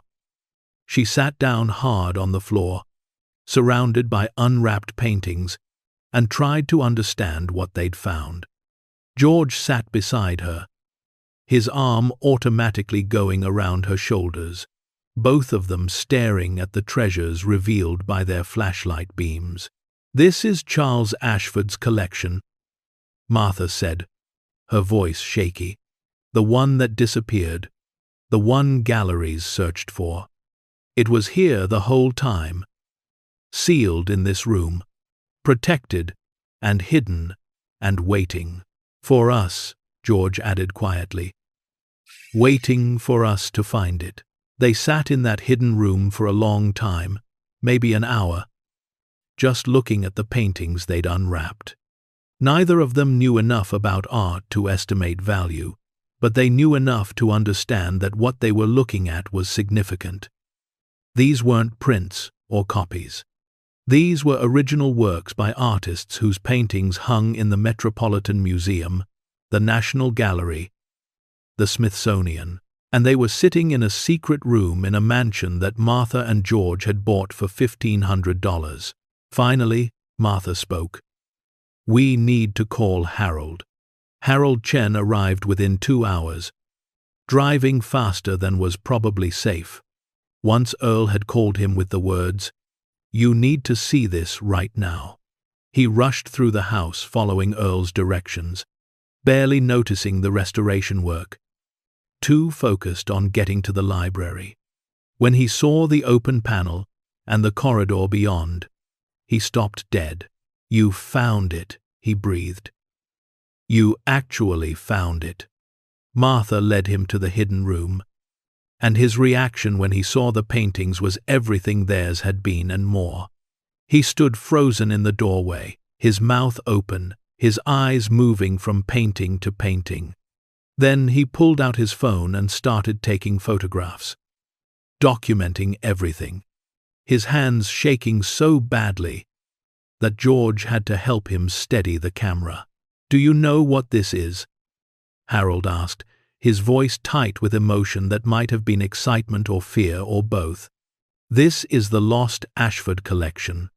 Art historians have speculated about it for 100 years. Charles Ashford was known to be a major patron of American artists. He commissioned works directly from painters. He bought pieces before they became famous. But when he died, the collection disappeared. People assumed it had been sold quietly to pay debts or seized during the railroad investigations or destroyed. But it wasn't. He paused, looking around the room with something like reverence. He preserved it, hid it away where time couldn't touch it, where creditors and investigators couldn't find it. And it's been waiting here ever since. What happens next will turn this night upside down, reveal a truth nobody expected, and remind us why sometimes the quietest voices carry the most power. Stay tuned to see what happens next. If you're enjoying the story, please like, share, and subscribe for more. Harold spent the rest of that day in the hidden room, carefully examining each painting with a jeweler's loupe and a small UV flashlight he'd brought from his car. He checked signatures under magnification, studied brushwork, examined the canvases themselves for age markers and authenticity indicators. By evening, he had looked at 27 paintings, and his preliminary assessment made Martha dizzy. "These are authentic," he said, his voice carrying absolute certainty. "Every single one I've examined so far is genuine. Original works, not copies or forgeries. Some of these are documented in historical records as being in Ashford's possession. Others have never been catalogued anywhere, which means they were private commissions that have never been publicly displayed." He looked at Martha and George with an expression somewhere between awe and disbelief. "Do you understand what you have here?" Martha shook her head. "Not really." Harold took a deep breath. "Conservative estimate, just based on what I've seen so far, and assuming the rest are of similar quality and authenticity, this collection is worth at minimum $200 million. Possibly as much as $300 million. These aren't just paintings. This is a time capsule of American art at its peak. Museums will fight over these. The Smithsonian, the Metropolitan Museum, the Getty. They'll all want pieces. This will rewrite art history." George felt the room tilt. He sat down heavily in the chair. Earl pushed toward him. "Say that number again." $200 million. Harold repeated. "At least. And that's conservative. If we get these properly authenticated by major auction houses and generate competitive bidding, the value could go even higher." Martha started laughing. And once she started, she couldn't stop. It wasn't funny, exactly, but the absurdity of it overwhelmed every other emotion. They'd spent $1,500 on a mansion their children said was worthless. They'd fought in court to keep a property everyone said was a money pit. And underneath it all, sealed in a hidden room, was wealth beyond anything they'd ever imagined. Wealth beyond what their children in their expensive suits and fancy cars would earn in a dozen lifetimes. George joined her laughter, the two of them sitting in that cold library holding each other while Earl and Harold exchanged worried glances, probably wondering if the shock had broken something in these elderly people's minds. But Martha and George weren't broken. They were vindicated. They were proven right in a way so absolute, so overwhelming. That laughter was the only response that made sense. Harold stayed at the mansion for 3 more days, bringing in specialized equipment from his contacts in the museum world. Cameras and lights and tools for careful examination. He documented every painting, photographed every detail, recorded every signature and date. He worked methodically, treating each piece with reverence. His lifetime of expertise applied to the most significant find of his career. By the end of the 3rd day, he had his final count and assessment. 53 paintings total, 37 by major American artists whose work commanded millions at auction, 16 by lesser-known but still significant painters from the same period, all in remarkable condition, protected by the sealed room's stable temperature and low humidity. All authentic beyond any reasonable doubt, and all legally belonging to Martha and George Hayes through their purchase of the property and everything within it. His final valuation, delivered in the library with Earl and Pastor Michaels present as witnesses, was specific and devastating. $230 million. Harold said. "That's what Christie's or Sotheby's would estimate for the complete collection at auction. Individual pieces range from $5 million for the smaller works to potentially $40 million for the Sargent portrait. The cassette you unwrapped first is worth approximately $23 million. The Homer Seascape, $18 million. The Whistler Nocturne, $32 million. He paused, letting those numbers sink in. This is one of the most significant private art collections ever discovered. It will make international news. It will change your lives completely. And, he added gently, it will make you targets. For thieves, for your family, for everyone who will suddenly see you differently." Martha and George sat together on the old sofa they'd brought from their apartment, holding hands, trying to process what they were being told. Just weeks ago, their children had called them incompetent, tried to put them in a facility, claimed they couldn't manage their own lives. Now they owned $250 million worth of art, and nothing would ever be the same. "We need a lawyer," George said finally. "A good one. Victoria Mason." They already had from the conservatorship case, but Harold suggested they also needed an art lawyer, someone who specialized in authentication, provenance, and the complex legal issues around discovered collections. He made calls, and within days they had assembled a team. Victoria for family law and elder rights, Marcus Feldman for art law and estate planning, Patricia Wong for security and insurance. Each one came highly recommended, each one willing to work with Martha and George rather than against them. The first order of business was security. The paintings had survived 100 years in that sealed room, but now that they'd been discovered, they were vulnerable. Marcus arranged for a security company to install cameras, alarms, and reinforced locks throughout the mansion. Patricia coordinated with a specialized art storage company to create a climate-controlled vault within the hidden room itself. Nothing would be moved off the property until absolutely necessary, but everything would be protected. The second order of business was authentication through official channels. Harold's assessment was expert and reliable, but for the paintings to be sold or insured or displayed publicly, they needed authentication from recognized authorities. Marcus contacted Sotheby's, and within a week, 3 specialists arrived from New York with equipment and credentials, and the kind of careful professionalism that comes from handling objects worth more than most people will earn in a lifetime. They spent 5 days examining the collection. X-rays to analyze the paint layers and canvas structure. Infrared photography to reveal underdrawings and pentimenti. Chemical analysis of the paint to verify its age and composition. Comparison with known works by the same artists. Research into provenance and historical documentation. Their conclusion matched Harold's exactly. Authentic. Extraordinary.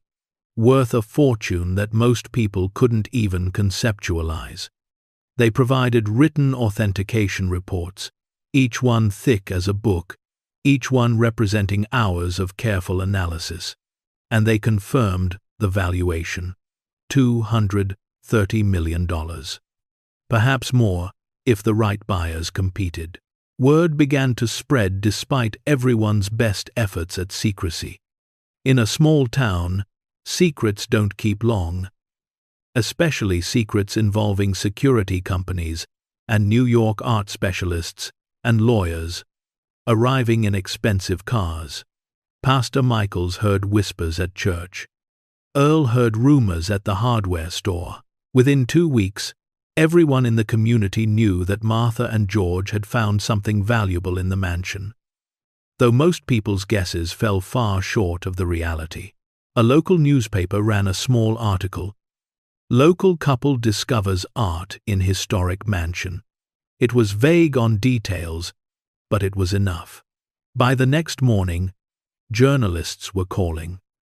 Small regional outlets at first, then larger papers. Television stations from the state capital sent requests for interviews. Someone from CNN left a message. Marcus advised silence until they were ready to go public on their own terms. But controlling the narrative was impossible. The story was too good, too compelling. Elderly couple buys condemned mansion, fights their own children in court, discovers hidden treasure worth hundreds of millions. It had every element that made stories go viral. Underdogs, family drama, enormous wealth, vindication. 3 weeks after they'd opened the hidden room, Martha and George woke to find cars lining the road leading to their property. News vans with satellite dishes, reporters with cameras and microphones. The story had broken nationally overnight. Someone had leaked enough details to make it irresistible. And now the media had descended on the small town like a storm. Earl arrived early to help them deal with it, as did Victoria and Marcus. They set up a perimeter at the gate, refusing entry to anyone without explicit permission. But that didn't stop the cameras from filming from the road. Didn't stop reporters from doing stand-up shots with the mansion in the background. Didn't stop helicopters from flying overhead trying to get aerial footage. Martha and George watched from inside, feeling like prisoners in their own home. This was what Harold had warned them about. This was the price of discovery. They were no longer anonymous elderly people living quietly. They were the couple who found the treasure. They were a story, a headline, a source of fascination and envy and speculation. And then their children arrived. The black sedan came up the driveway around noon, moving slowly through the crowd of journalists who parted reluctantly. David got out first, then Rebecca, Linda, and Thomas. And with them were 2 people Martha didn't recognize. A man in an expensive suit, carrying a briefcase, a woman with a tablet, and an expression of cold calculation. Victoria met them at the door before they could knock. "Whatever you're here to say, you can say it outside. My clients aren't receiving visitors." David's face was red. Whether from anger or embarrassment or both, Martha couldn't tell. "We're their children. We have a right to see them. We have a right to discuss this insanity before they make more mistakes they'll regret." Victoria's voice was ice. "Your parents are competent adults who own property and everything discovered within it. You have no legal right to that property or those paintings. Any attempt to claim otherwise will be met with immediate legal action." The man in the expensive suit stepped forward. "My name is Gerald Hastings, and I represent the Hayes children in this matter. We're prepared to file multiple claims. First, that the paintings were hidden by Charles Ashford to avoid seizure during legal proceedings, which means they should escheat to the state rather than belong to the property owners. Second, that even if they belong to the property owners, our clients should have partial ownership as heirs of Mr. and Mrs. Hayes. Third, that our clients have invested time and resources into their parents' care and are entitled to compensation from this windfall." Marcus, who had joined them at the door, smiled without warmth. "Those claims are legally baseless, and you know it. The paintings were sealed in a private residence, not hidden as part of criminal activity. Mr. and Mrs. Hayes own the property absolutely. Their children have no legal claim to assets discovered within, and the courts don't award compensation for unwanted assistance." "We'll sue," Rebecca said, her voice breaking. "This isn't fair. We tried to help them. We tried to protect them, and now they're cutting us out completely." Martha finally spoke from behind Victoria. "You tried to warehouse us. You tried to take away our freedom. You fought us in court and told a judge we were incompetent. And now that we've proven you wrong, you want a share of what we found? No. The answer is no. Linda was crying, as she often did. But, Mom, you don't need all this money. You can't possibly spend it. Why can't you share it with your family? We're your children. Doesn't that mean anything? It means you'll get what we choose to give you, George said, stepping into view beside Martha. Not what you demand, not what you try to take, what we freely give, if and when we decide you deserve it. Thomas tried one more time, his voice desperate. The media is camped outside. This is a circus. Let us help you manage this. Let us protect you from people who'll try to take advantage. We can work together as a family. We have lawyers and advisors we trust, Martha said. We don't need your help. We don't want your help. And until you can look at us and see capable adults instead of incompetent children who need managing, we have nothing more to discuss. Gerald Hastings pulled out papers from his briefcase. Then you'll be receiving these formally. Multiple lawsuits claiming various interests in the collection. We'll tie this up in court for years if necessary. You won't be able to sell a single painting until it's resolved. Marcus took the papers without looking at them. File whatever you want. We'll defeat every claim, and we'll countersue for harassment. Your clients just lost a court case 3 weeks ago, trying to prove the same incompetence you're implying now. No judge will look favorably on a second attempt motivated by financial gain. The confrontation ended with David shouting threats as Victoria and Marcus physically blocked the doorway. The children left, pushing through the crowd of journalists who immediately swarmed them with questions and cameras. Martha watched from the window as Rebecca and Linda gave tearful interviews about elderly parents who'd lost touch with family values. As David painted himself as a concerned son fighting to protect vulnerable people from exploitation, as Thomas expressed confusion and hurt about being shut out of his parents' lives, the stories that ran that night were split. Some outlets focused on the treasure discovery, the enormous value, the historical significance. Others focused on the family drama, elderly parents versus worried children, painting Martha and George as either triumphant underdogs or stubborn old people too proud to accept help. The comments online were even worse. Thousands of strangers weighing in with opinions about people they'd never met, about a situation they couldn't possibly understand. That night, Martha and George sat together in their bedroom, the house locked down, security system armed, the world pressing in from all sides. The mansion that had been their refuge, their project, their proof of continued capability, now felt like a cage.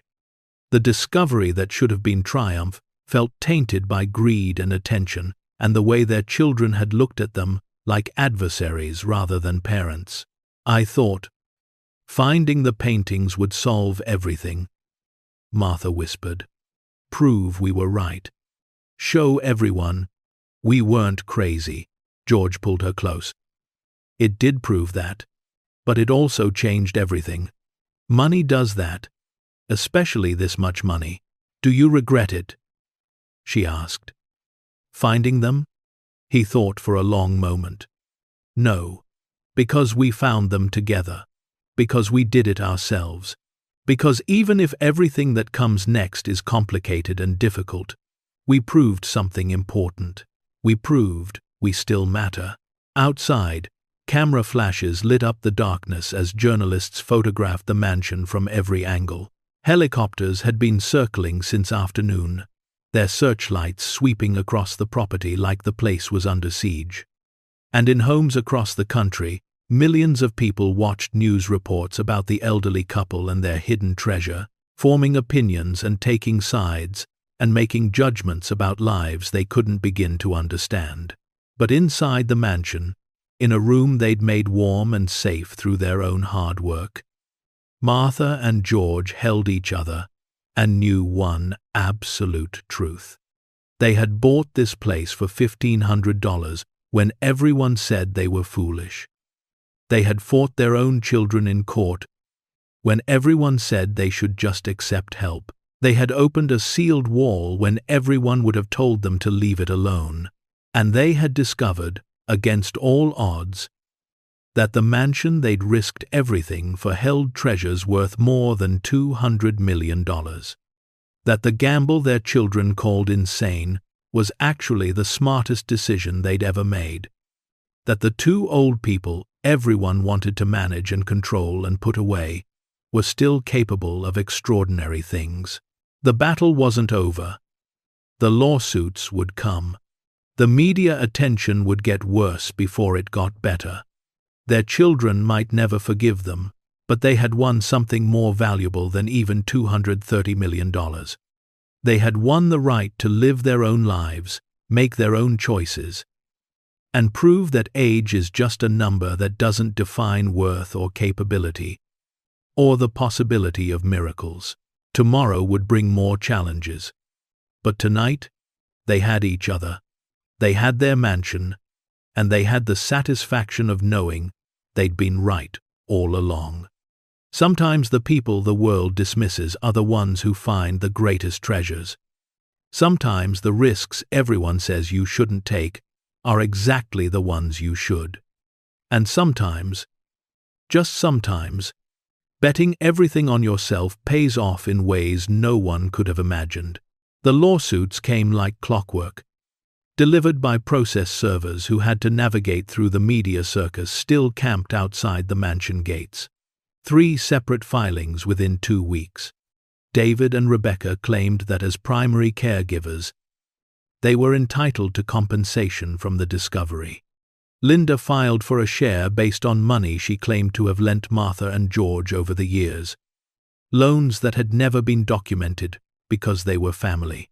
Thomas, perhaps the most desperate, claimed that his parents had promised him inheritance rights in conversations he couldn't prove ever happened. Marcus Feldman reviewed each lawsuit with the same expression of professional disdain. "These are nuisance suits," he told Martha and George during a meeting in the library, the hidden panel now permanently open, a reminder of what they'd discovered. "Your children know they have no legal standing. They're hoping you'll settle just to make the problem go away. They're counting on you feeling guilty or tired or overwhelmed. We're all 3 of those things," Martha said quietly. "But we're also angry." "Good," Marcus replied. "Anger is useful. It keeps you from giving in when you shouldn't." The legal battle stretched across 5 months. From December through April, depositions where Martha and George sat across tables from their own children and answered questions designed to make them look confused, incompetent, or manipulative. Court hearings where lawyers argued arcane points of property law and inheritance rights, while journalists filled the gallery taking notes. Each appearance felt like a betrayal. Each legal maneuver another knife in the wounds that had started to form the day their children first suggested Riverside Gardens. But Victoria and Marcus were relentless. They presented documentation showing that Martha and George had purchased the property legally and outright. They produced the original auction records, the deed transfer, the surveys showing the property boundaries and everything within them. They brought in Earl Watson to testify again about their competence and capability. They had Harold Chen explain how the sealed room and its contents were clearly part of the property structure, not separate assets that could be claimed independently. And they had the judge's previous ruling from the conservatorship hearing, the one where Judge Morrison had explicitly found Martha and George mentally competent. That ruling hung over every new claim like an anchor, making it nearly impossible for the children to argue their parents weren't capable of managing their own affairs, when a court had already determined otherwise, just months earlier. The turning point came in March during a particularly contentious hearing. David's lawyer was questioning George about his decision-making process, trying to establish a pattern of impulsive behavior. The lawyer, a man named Richardson, with a voice like oil and eyes like a predator, was good at his job. "Mr. Hayes, isn't it true that you purchased this property after seeing a single newspaper advertisement?" Richardson asked, his tone suggesting this was obviously irrational. "Yes," George replied calmly. "You didn't have it inspected by a professional? No. You didn't consult with your children, who had more experience with real estate transactions? No. You didn't even visit the property before the auction? We visited it the morning of the auction," George corrected. Before bidding, Richardson smiled like this proved his point. "So you saw a condemned mansion, visited it for what? An hour, and decided to spend your life savings on it, based on a feeling?" George looked at his son David, sitting at the plaintiff's table, then back at Richardson. "I decided to spend my money on a choice that was mine, on a life that was mine, on proving that I was still capable of making my own decisions, and I was right. That mansion held something worth $230 million. Tell me, Mr. Richardson, what investments have your clients made that showed better judgment than mine?" The courtroom went silent. Richardson tried to recover, but the damage was done. Even the judge, a different one this time, a man named Peterson, who'd seemed sympathetic to the children's arguments, looked at George with something like respect. Victoria used that moment to file a motion to dismiss all claims with prejudice, and to award Martha and George legal fees for defending against frivolous litigation. The motion cited harassment, bad faith, and abuse of process. Marcus added a counterclaim for intentional infliction of emotional distress, detailing how the lawsuits had caused Martha to develop anxiety and George to suffer stress-related health issues. The children's lawyers tried to push back, but their case was crumbling. In April, Judge Peterson ruled from the bench, not even taking time to write a full opinion. "All claims are dismissed with prejudice," he said, his voice carrying the weight of finality. "The plaintiff's arguments are without legal merit. Property belongs to those who purchase it, including anything discovered within that property. The defendants are awarded $150,000 in attorney's fees, to be paid jointly by the plaintiffs." He looked directly at David, Rebecca, Linda, and Thomas. "I understand family dynamics are complicated. I understand that watching your parents make choices you disagree with is difficult. But your parents are competent adults who made a wise investment, even if you couldn't see it at the time. This court will not allow you to profit from their success or punish them for proving you wrong. If you continue to harass them through legal action, I will consider sanctions. Do you understand?" The children nodded, some with anger, some with resignation. As they filed out of the courtroom, not one of them looked at Martha and George. Not one of them said goodbye. That night, Martha cried for the first time since the discovery. Not from sadness exactly, but from the weight of it all finally lifting. The legal battle was over. Their ownership was absolute. Their children had no more weapons to use against them. It should have felt like victory, and it did, but it also felt like loss. The loss of the family they'd once had. The loss of the relationship they'd thought would last forever.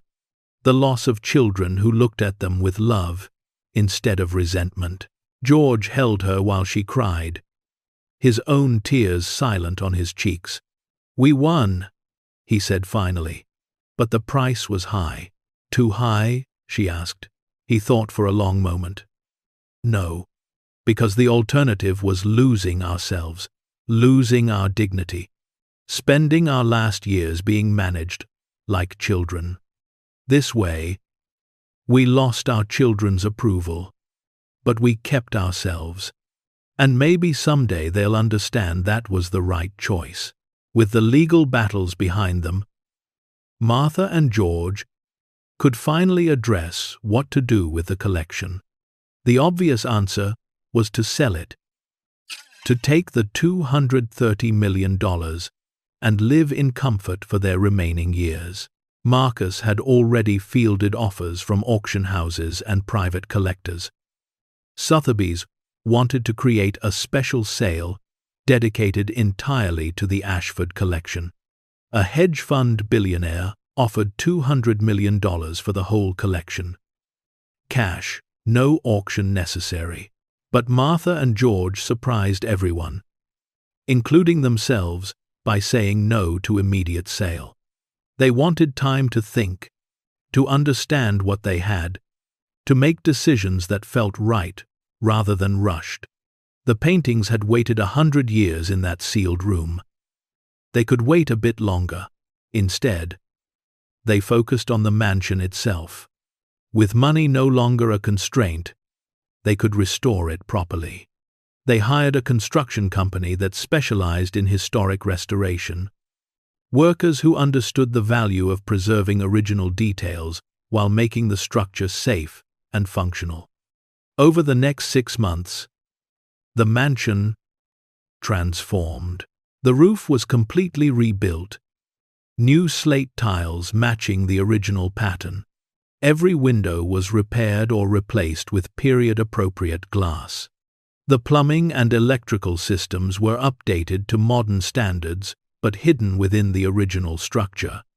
The grand staircase was reinforced and refinished. The ballroom's collapsed chandelier was replaced with a historically accurate reproduction. Room by room, the mansion came back to life. Martha and George lived through the construction, refusing to leave even when contractors suggested it would be easier.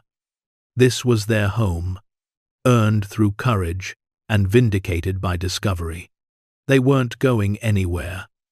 They got used to the sound of hammers and saws, to workers calling to each other, to the daily transformation of ruin into beauty. Earl was there constantly, overseeing details, teaching younger workers techniques he'd learned over 60 years. He'd become more than a friend. He was family in a way that mattered more than blood. Someone who'd believed in them when their own children hadn't. Someone who'd seen potential where others saw only foolishness. Harold Chen became a fixture as well, curating a small, permanent exhibition in 3 rooms, dedicated to telling the story of Charles Ashford, his collection, and the century it had remained hidden. He assembled photographs, documents, and context, creating something educational and beautiful. When people toured the mansion, they wouldn't just see a restored building. They'd see history brought back to life. By September, almost a year after they'd first opened the hidden wall, the mansion was finished.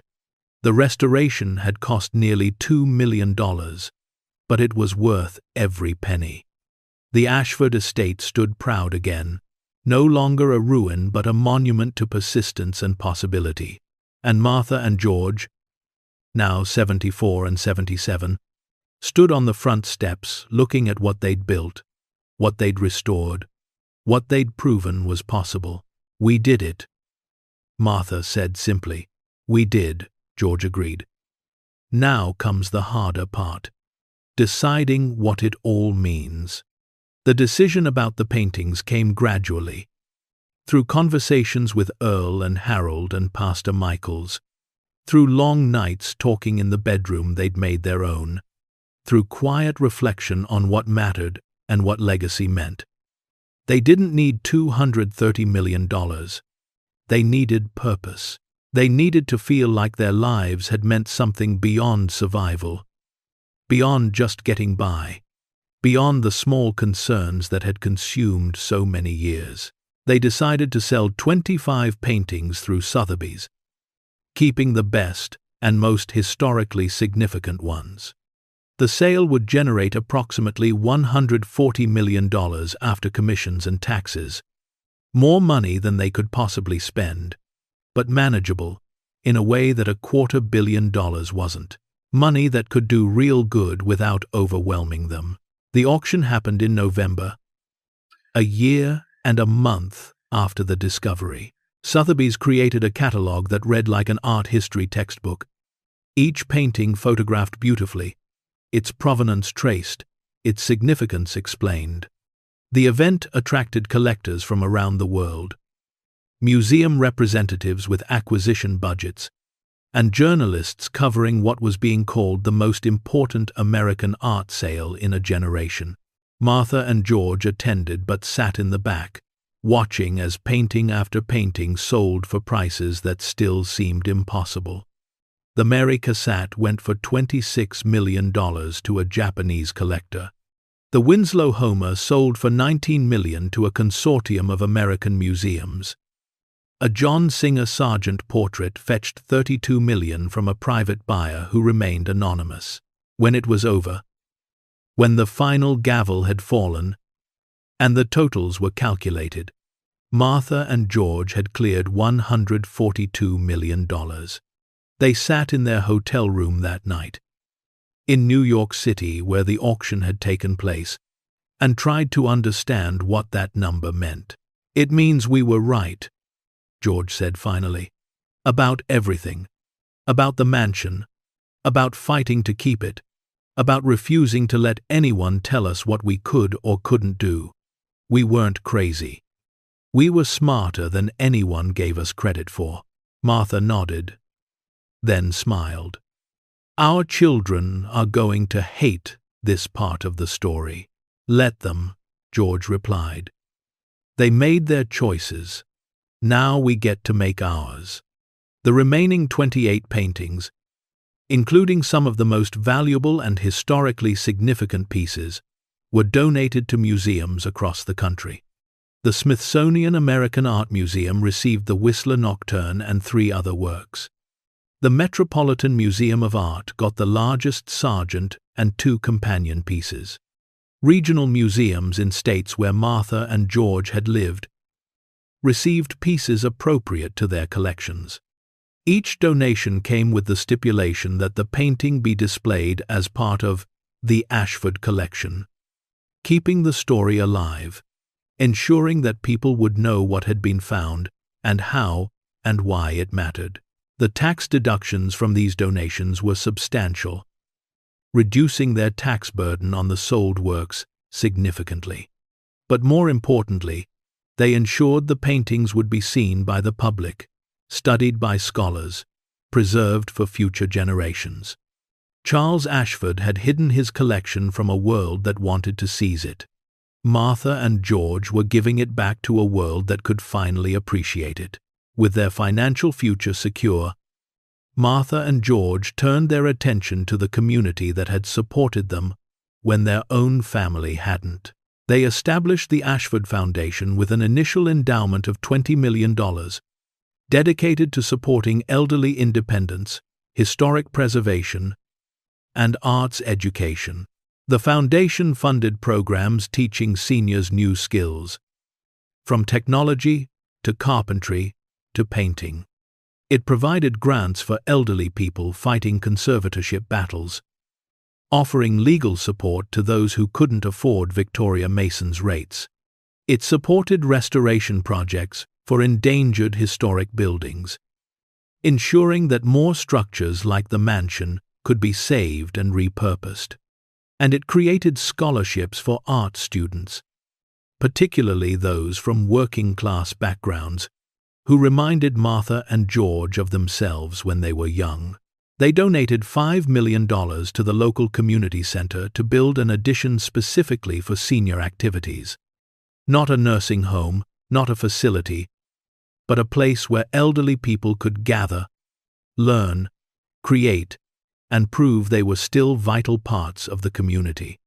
It was named the Hayes Center for Active Aging, and its motto, suggested by Earl with Martha's enthusiastic approval, was "Never Too Late." They funded the restoration of 3 other historic homes in the region, turning them into museums and community spaces.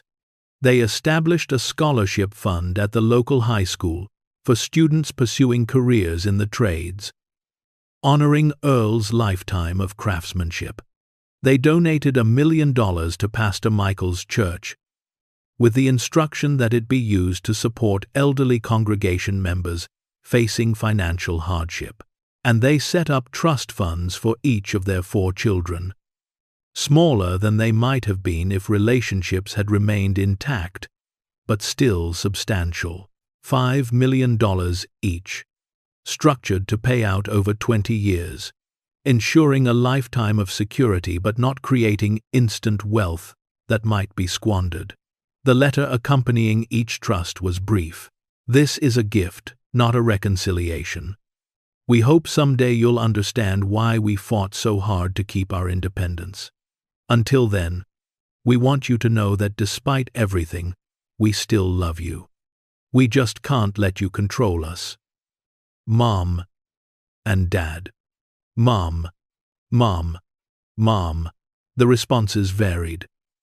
Thomas called, crying, apologizing, asking if they could try to rebuild their relationship. They said yes, cautiously, agreeing to family dinners once a month, with strict boundaries about what could be discussed. Linda wrote a long letter, pages and pages of justification mixed with regret, never quite apologizing but acknowledging she'd been wrong. They wrote back, shorter but kind, leaving the door open. Rebecca sent a brief thank you card, formal and cold, but at least acknowledging the gift. David sent nothing at all for 6 months. When he finally reached out, it was with a business proposal, suggesting ways he could help manage their foundation. They declined politely and didn't hear from him again for a year. The relationships would never be what they once were. That ship had sailed, sunk by lawsuits and betrayals, and the fundamental inability of the children to see their parents as autonomous adults.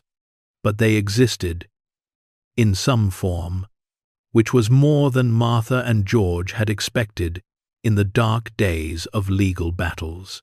What surprised them most was how their story resonated beyond their small town, beyond their own family drama. Letters arrived daily from elderly people across the country. Some had seen the news coverage. Others had read articles in magazines or online.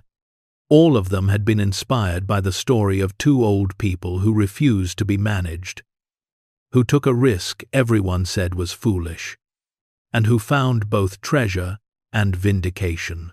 One letter came from a 78-year-old woman in Oregon, whose children were trying to force her into a nursing home.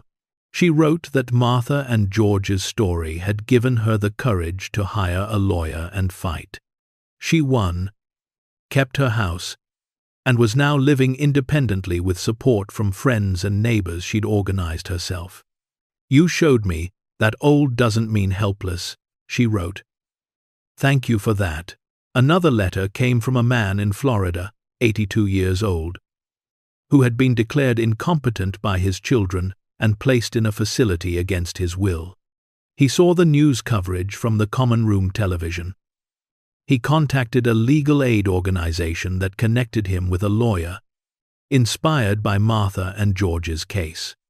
After a 6-month battle, his conservatorship was overturned. He was living in his own apartment again.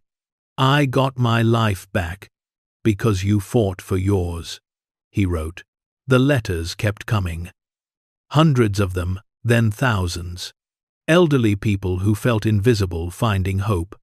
Adult children who realized they'd been treating their parents like children and apologizing. Lawyers who specialized in elder rights, reporting an increase in people willing to fight unjust conservatorships.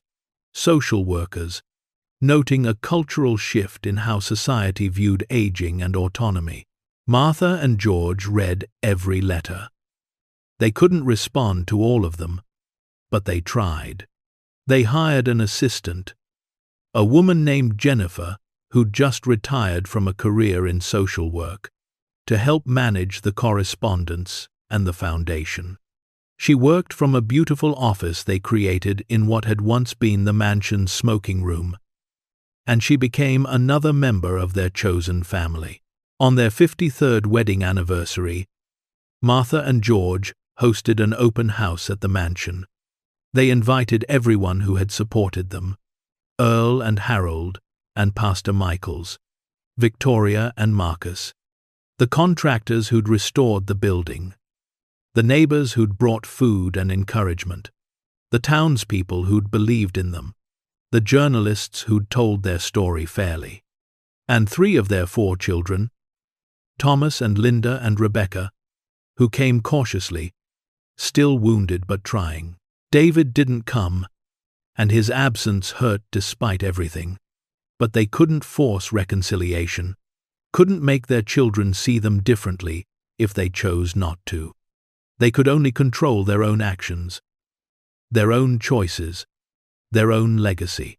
The party filled the mansion with life and laughter and music from a local band that played big band standards Martha and George had danced to when they were young. Tours were given of the restoration and Harold's exhibition. The remaining paintings were on display in a climate-controlled gallery, available for viewing but protected behind special glass.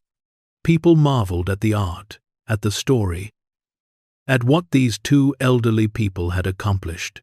Earl gave a toast in the grand ballroom, his deep voice carrying over the crowd. "I met George and Martha about 1.5 years ago," he said. "They were 2 people trying to fix up a place everyone said was beyond fixing, including themselves, probably. But they didn't quit. They worked harder than people half their age. They learned new skills, they took risks, and they showed all of us that the story doesn't end just because you get old.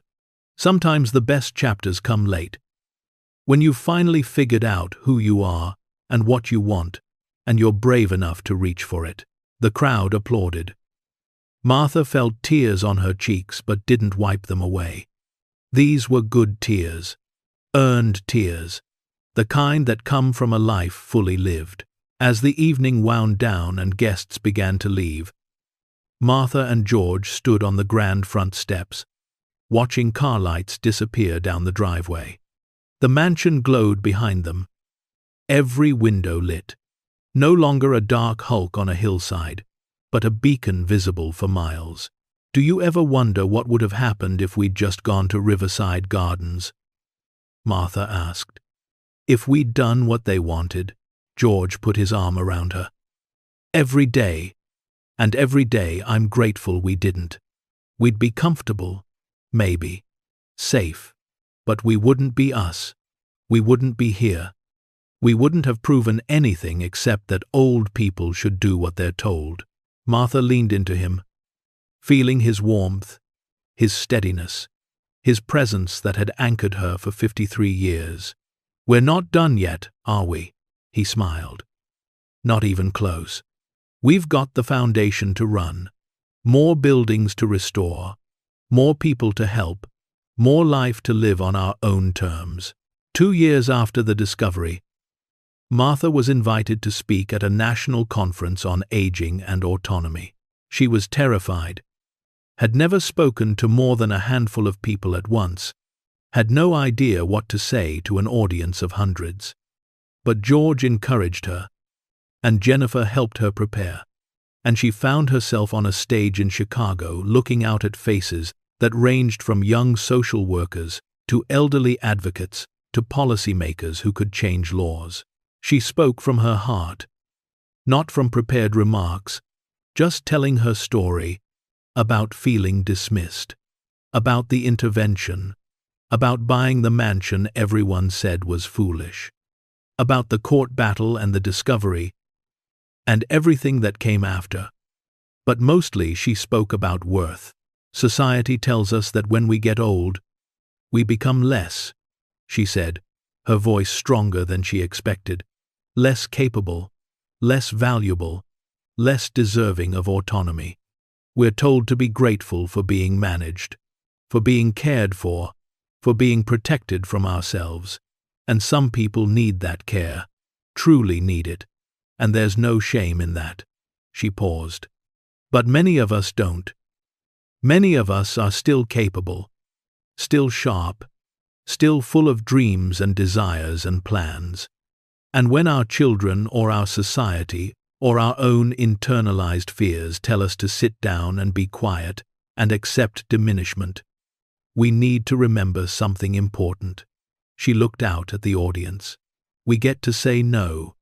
We get to choose. We get to risk and fail, and succeed, and prove that age is just a number that doesn't define our worth. The standing ovation lasted 5 minutes. Martha stood on that stage, overwhelmed, and understood that their story had become bigger than just 2 people and a mansion. It had become a symbol, a rallying cry, proof that change was possible at any age. In the 3rd year after the discovery, the Ashford Foundation funded its 50th historic building restoration, its 100th scholarship, and its 500th legal defense for an elderly person fighting for independence. The mansion had become a destination, with tours available 3 days a week, bringing visitors from around the world to see both the beautiful restoration and Harold's exhibition about the lost collection. Martha and George, now 76 and 79, still lived in the mansion, still worked on projects, still learned new things. George had taken up woodworking seriously, creating furniture pieces that combined his machinist's precision with Earl's carpentry teaching. Martha had started painting, discovering she had a talent for watercolors. Her work displayed in a small gallery in town, where tourists bought them without knowing they were painted by the woman who'd found the Ashford collection. Their health remained good, sustained perhaps by purpose and work that mattered, and the validation of knowing they'd been right all along. They hired help when they needed it, weren't too proud to accept assistance with heavy lifting or complex repairs. But they remained independent, making their own choices, living their own lives, proving every day that 76 and 79 were just numbers. Earl, now 84, still came 3 days a week, though mostly now to have coffee and work on small projects, and tell stories about the early days when the mansion was a ruin, and Martha and George were just 2 foolish old people trying to fix it. He'd become something like a father figure, filling a space their own fathers had left decades ago, showing them what healthy aging looked like when it wasn't managed but supported. On what would be their 55th wedding anniversary, Martha and George did something they'd planned for months. They gathered their 4 children, insisting all of them come, even David, who resisted until George made it clear this was important. They met in the library, where everything had started, where the hidden panel stood open as a permanent reminder. George spoke first. "We asked you here because we're not getting any younger. We're 76 and 79. We could have 10 more years or 10 more days, and before time runs out, we need to say some things." The children sat silently, wary, probably expecting ultimatums or demands, or another lecture about their failures. Martha continued, "We forgive you for the intervention, for the court battles, for trying to control us. We understand that you were scared, that you thought you were helping, that our culture teaches children to see elderly parents as problems to manage rather than people to respect. We forgive you, even if we can't forget, even if our relationship will never be what it was." Rebecca started crying. Linda reached for tissues. Thomas looked at his hands. David's face was unreadable. "But more importantly," George said, "we need you to forgive us for not communicating better, for not understanding your fears, for fighting so hard that we damaged our family, maybe beyond repair. We chose independence over peace. And that choice had costs. We're sorry for those costs, even if we couldn't have made a different choice. David finally spoke, his voice rough. I don't know if I can forgive you. You made me look like a fool. You made all of us look like greedy children who just wanted your money. You destroyed our reputation in this town. George nodded. I know, and I'm sorry for that. But David, you tried to take away our freedom. You tried to declare us incompetent. You fought us in court twice. So maybe we both need to forgive each other and understand that we both caused harm, even if we thought we were doing the right thing. The conversation that followed was the most honest their family had ever had. Painful, sometimes angry, often tearful, but real. They didn't solve everything. Wounds that deep don't heal in one conversation. But they made progress, established boundaries, found a way to exist together, even if the relationships would never be what they once were. Before the children left, Martha had Jennifer bring in 4 envelopes. Inside each was a document naming that child as a board member of the Ashford Foundation, if they wanted the position. It came with a small salary, real responsibilities, and the chance to be part of the legacy Martha and George were building. You don't have to accept, Martha said. But we wanted to offer you a way back in, a way to be part of what we're doing, if you can accept that we're in charge and this is our vision, not yours. Thomas accepted immediately.